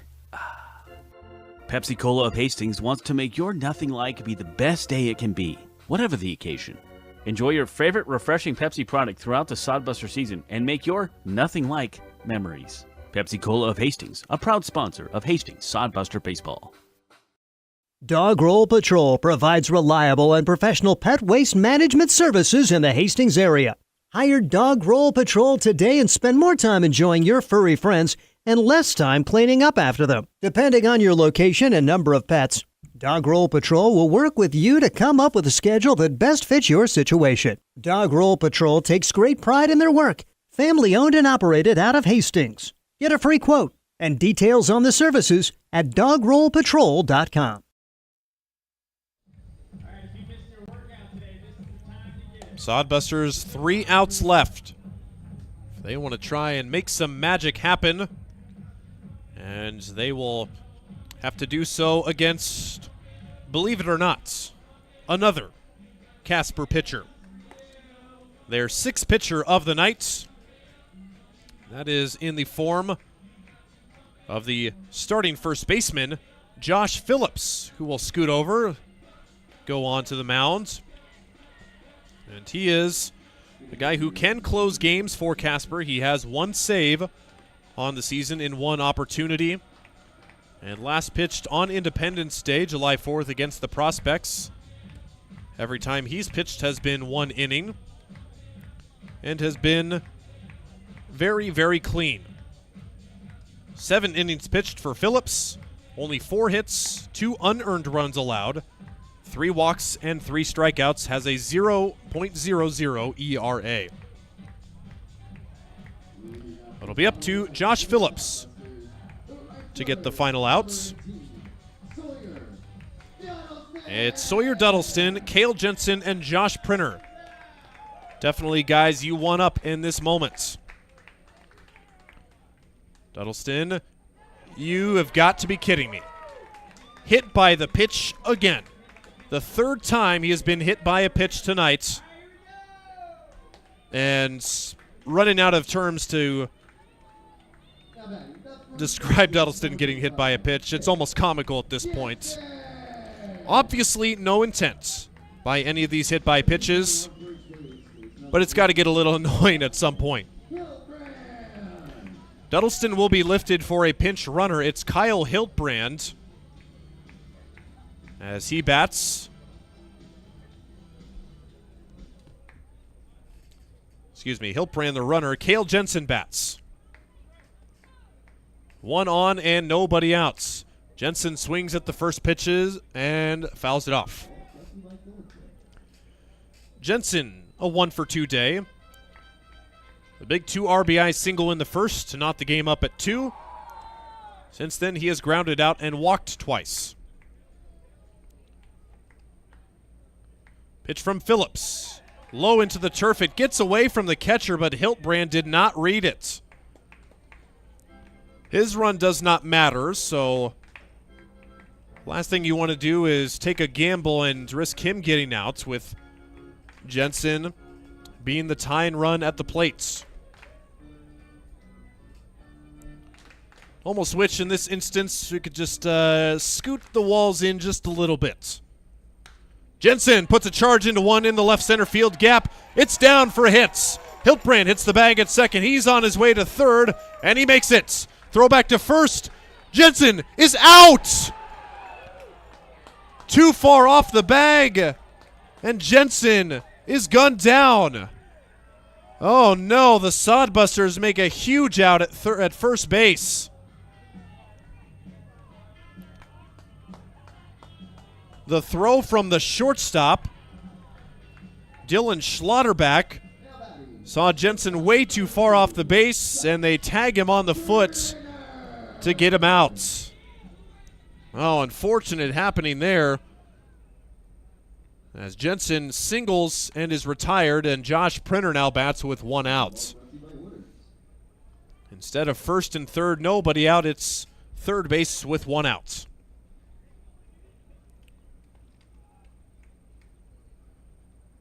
Josh Printer with an RBI single, his last at-bat in the 7th. Takes low. It's 1 ball and 1 strike. Hiltbrand makes it to third on the single. Again, his run does not matter, with this being a 2-run ball game. And how important is this Casper insurance run right now, rather than this could be the game-tying run at third base? Instead, it stands in the batter's box. Printer takes down low. It's ball 3. So Phillips has missed with 3 straight. Barring an obscure double play, Bryce Ronan is on deck. 3-1 right there for a strike. It's now a full count pitch with 1 out. Also, the new first baseman is Cody Clausius. Printer fouls it off. Clausius comes from the designated hitter position to switch in for the former first baseman, now pitcher, Josh Phillips. Payoff again. Breaking ball hit pretty well to left field. It's actually not that well hit. The left fielder makes the catch. Hiltbrand's going to try his arm. The throw to the plate is in time but late. A in-between hop. Vocek could not handle it. It's a sac fly. They will try to appeal at third, saying that the runner left early. He did not. It's a sac fly, but a costly second out. And How about the cojones for Kyle Hiltbrand? A very shallow fly ball, choosing to test the arm of Chase Burke. If it's just a little bit harder or a little bit softer, it's a perfect strike to home, and it's a double play. But Hiltbrand is home. It's a one-run game, but the bases are empty. And it's up to Bryce Ronan to get this train moving again. Ball one downstairs. Phillips missing low a lot this inning. No matter the outcome of this game, what an ending. Outside for ball two.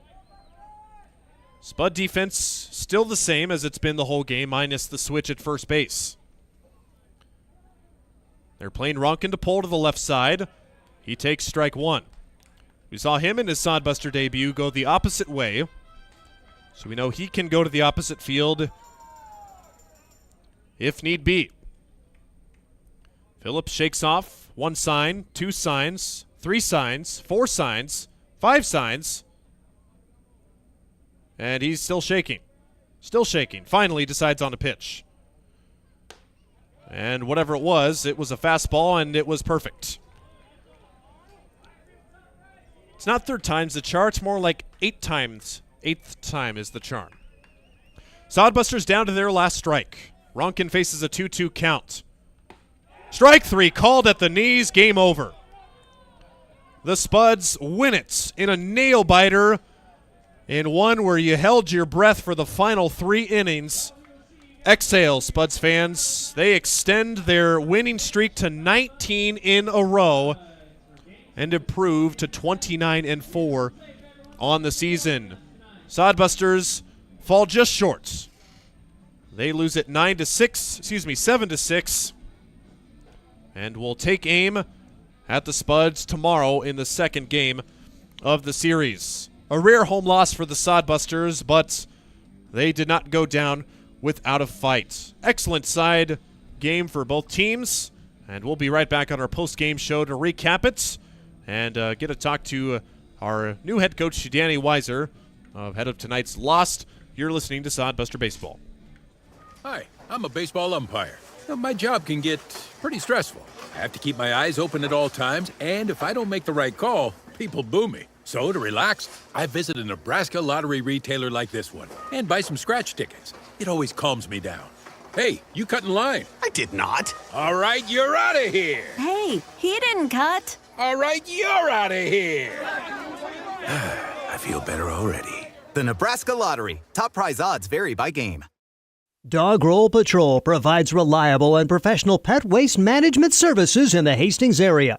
Hire Dog Roll Patrol today and spend more time enjoying your furry friends and less time cleaning up after them. Depending on your location and number of pets, Dog Roll Patrol will work with you to come up with a schedule that best fits your situation. Dog Roll Patrol takes great pride in their work. Family owned and operated out of Hastings. Get a free quote and details on the services at dogrollpatrol.com. There's nothing like relaxing on a summer day.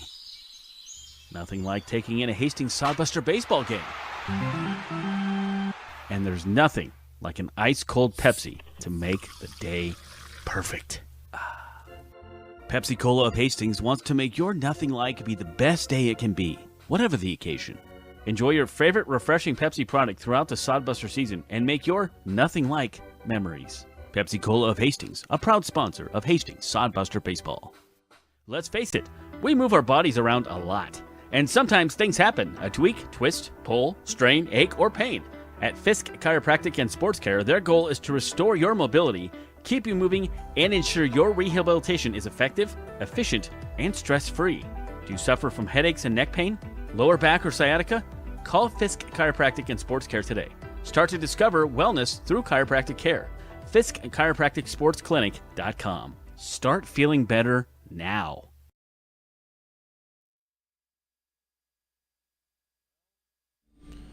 Well, a tried and true game for both sides, and no matter who was on the losing side of it, it was going to be a hard-fought game either way. Sodbusters falling just one run short, 7-6. They were out hit by 5 runs, not forget that. But the Sodbusters gave it a ride, especially late in the game. but Phil, ultimately just a run short. They got one in the 9th inning, and it was that big insurance run for Casper that really sealed the deal. Danny, we promote you to the headsets, and oh my goodness, what a game to coach in your first ride solo as a head coach without anybody else in the dugouts. But, I mean, really, let's start off at the start. 2 runs for Spuds in the first game, or the first inning. Looked like they were going to go right into it, but you guys responded back with 2 innings. Just how do you feel that the Sodbusters came out on offense right away? Absolutely, man, and I'm super happy to see that, just a response, especially when we have a pitcher who go out there and struggle a little bit in the first, but love that, man, and that's exactly what winning baseball is when we're defense and pitching's down, offense picks us right back up, man, and I'm hugely proud of that all night, too. So this is, like we said, your first game without interim head coach Scott Galusha showing you the reins. Just, I mean, when you stepped into that third base coaching box for the first time this season, just, I mean, had it all sunk in yet, or just what was that experience like tonight? To be honest, it felt really good. It was definitely a different look at Duncan Field after playing here for 4 years, but it feels good to be in the box. A little nervous, but nothing too bad, man. It was really exciting, really good day. I mean, beautiful baseball, and like I said, the boys make it easy to coach, so it's all good. And a fellow Hastings College teammate, Marcus Miller, making the start tonight. And how about the guys to give him a chance to win the game in the 7th inning? Just a real gutsy performance. The Spuds seemed to be hitting him pretty well, but really scattering everything well. But he was really one of the bright stars on the mound tonight. Absolutely, and that's who Miller is. Even when teams get guys on base, man, I have no doubt he's throwing up a 0. That kid's a grinder, and every single pitch is going to be competitive. And I mean, we'll throw him every single time until he's at max pitches. Because, I mean, that's the type of guy he is. It's the type of guy he is at HC, and it's not changing anytime soon. And he wasn't even supposed to be the starter tonight, but No, you sir. called him No, on short notice, and he was able to start. And, I mean, he gave you 7 strong innings, and you only had to use 2 arms out of the bullpen tonight with 6 more games in front of you. Just to talk about the pitching staff, even though they didn't get it done, definitely saved arms for later in the game. Absolutely. That was huge. I only have to use Cade and Luke for 1 each. And Luke struggled a bit, man, but I know he's going to be A-okay. And, I mean, there's a reason Casper is number 1 in the league, man. They can hit, and that's something we learned pretty quickly tonight, and I think we just got to sharpen up a little bit coming out of the pen. We got Cork starting us out on the bump tomorrow, so it should be a pretty good day. And just that middle part of the innings where there was 4 consecutive zeros, just what was the approach at the plate, something off, or just what was the offense dormant there? The Spuds overpowering, or what was that? I think we were just missing a little bit of our pitches. I think we were getting up in a lot of advantage counts, 2-0, 2-1, and we would just foul off our fastball or hit it right at somebody. And, I mean, that's the way it goes. And caps off to their pitchers, man. They're a really good staff, and we know that. And I think we just have to be a little sharper and probably a little bit more patient, too. So probably not the inning or the game you wanted how it wanted to end. They score a run, you get a run, comes so close. The big out made by Kale Jensen at first base. I mean, air kind of got let out of the sails there, but, I mean, this is a team that's fought and the best team in the league to 1 run. What did you tell the guys in the huddle after the game? I was just proud of their battle, and, I mean, we got 6 more games straight against these guys. It's going to be long. It's going to be a pretty chippy, too. I know it's going to be a long week, man, but that was my biggest message, to keep our cool, make sure we're staying in our game, not letting any S-word talking going around and letting it affect our game. And I was just really proud of the way they fought, man. That's a hard 9 innings, really emotional, and it's tough to come out when you're dead in the middle and then finish hard as an offense. And that's a really tough thing that we did tonight. Appreciate Danny Weiser's comments after the game, but before he goes, just in case you've been living under a rock and haven't heard, this is the new head coach of the Hastings Sodbusters. Want to get your thoughts specifically. You talked a little bit about your first head coaching job tonight, but I mean, as somebody who's just 22 years old and just graduated from college in the spring, just tell me, I mean, obviously you wanted this job. I mean, you're very familiar with this ballpark and this team being assistant coach on it. I mean, really, was it a possibility in your mind that you were going to be that one selected when the job first opened? I mean, absolutely. I wanted it from the get-go, and I mean, before Skip exited, that's something we talked about, and I'll be honest, man, I was eating for it. I was really hoping, and I'm thankful, and I'm blessed that Scott chose to go with me. And we talked with Scott, who said that a couple leaders on the team, Sawyer Dudleston and Josh Printer, approached him, said that they wanted you. They didn't want to learn anything else super different, and that you were definitely the guy they wanted to go with. Just what does that mean to you to get the support from the guys that you've been with for that you didn't even know coming into the season? No, and to be honest with you, that means a lot, and that means a lot to me, and I'll wear that on my heart. And I love both of those guys, man. And I mean, through the 6 weeks I've had with them, they're two of the most hardworking players I've ever been around, and man, I just really appreciate them, and it means a lot. So as we mentioned, I mean, age is a factor, but somebody with 4 years of pitching experience here at Hastings College, I mean, some people say, yeah, why didn't you just hire somebody older with more experience? I mean, so what do you have to say for yourself? I mean, you don't have the most experience, but you've got the guy for the job. How do you tell the Sodbuster fans that they should trust in you? Well, all I got to say is just watch the proof in the pudding, man. Just watch the rest of the season and listen to the boys. They'll have my back all day. Age is just a number, and I've got plenty of credentials, and I'm working my tail off for you guys.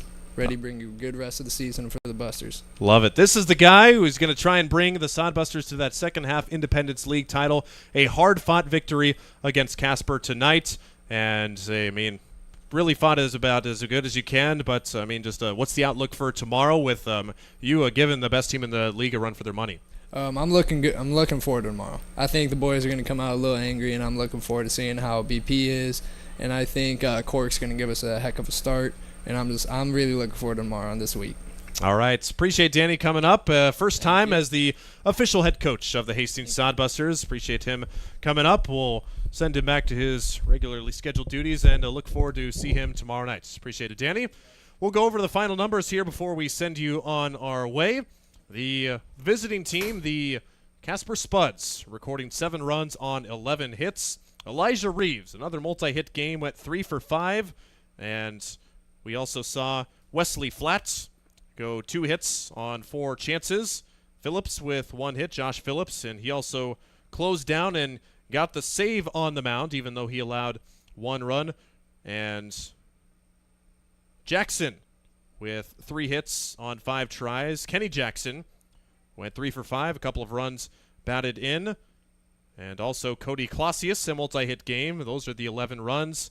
As Tyler Guidry made the starts, 3 innings, 2 hits, 2 runs. Pitcher of record is Josh Phillips, who gets the save, going 1 inning, allowing 1 hit, 1 run. The Spuds pitching staff walks 7, but also strikes out 7. Sodbusters so close to taking advantages of those. For the Sodbusters, another multi-hit game for Drew Vega, who went 2 for 5.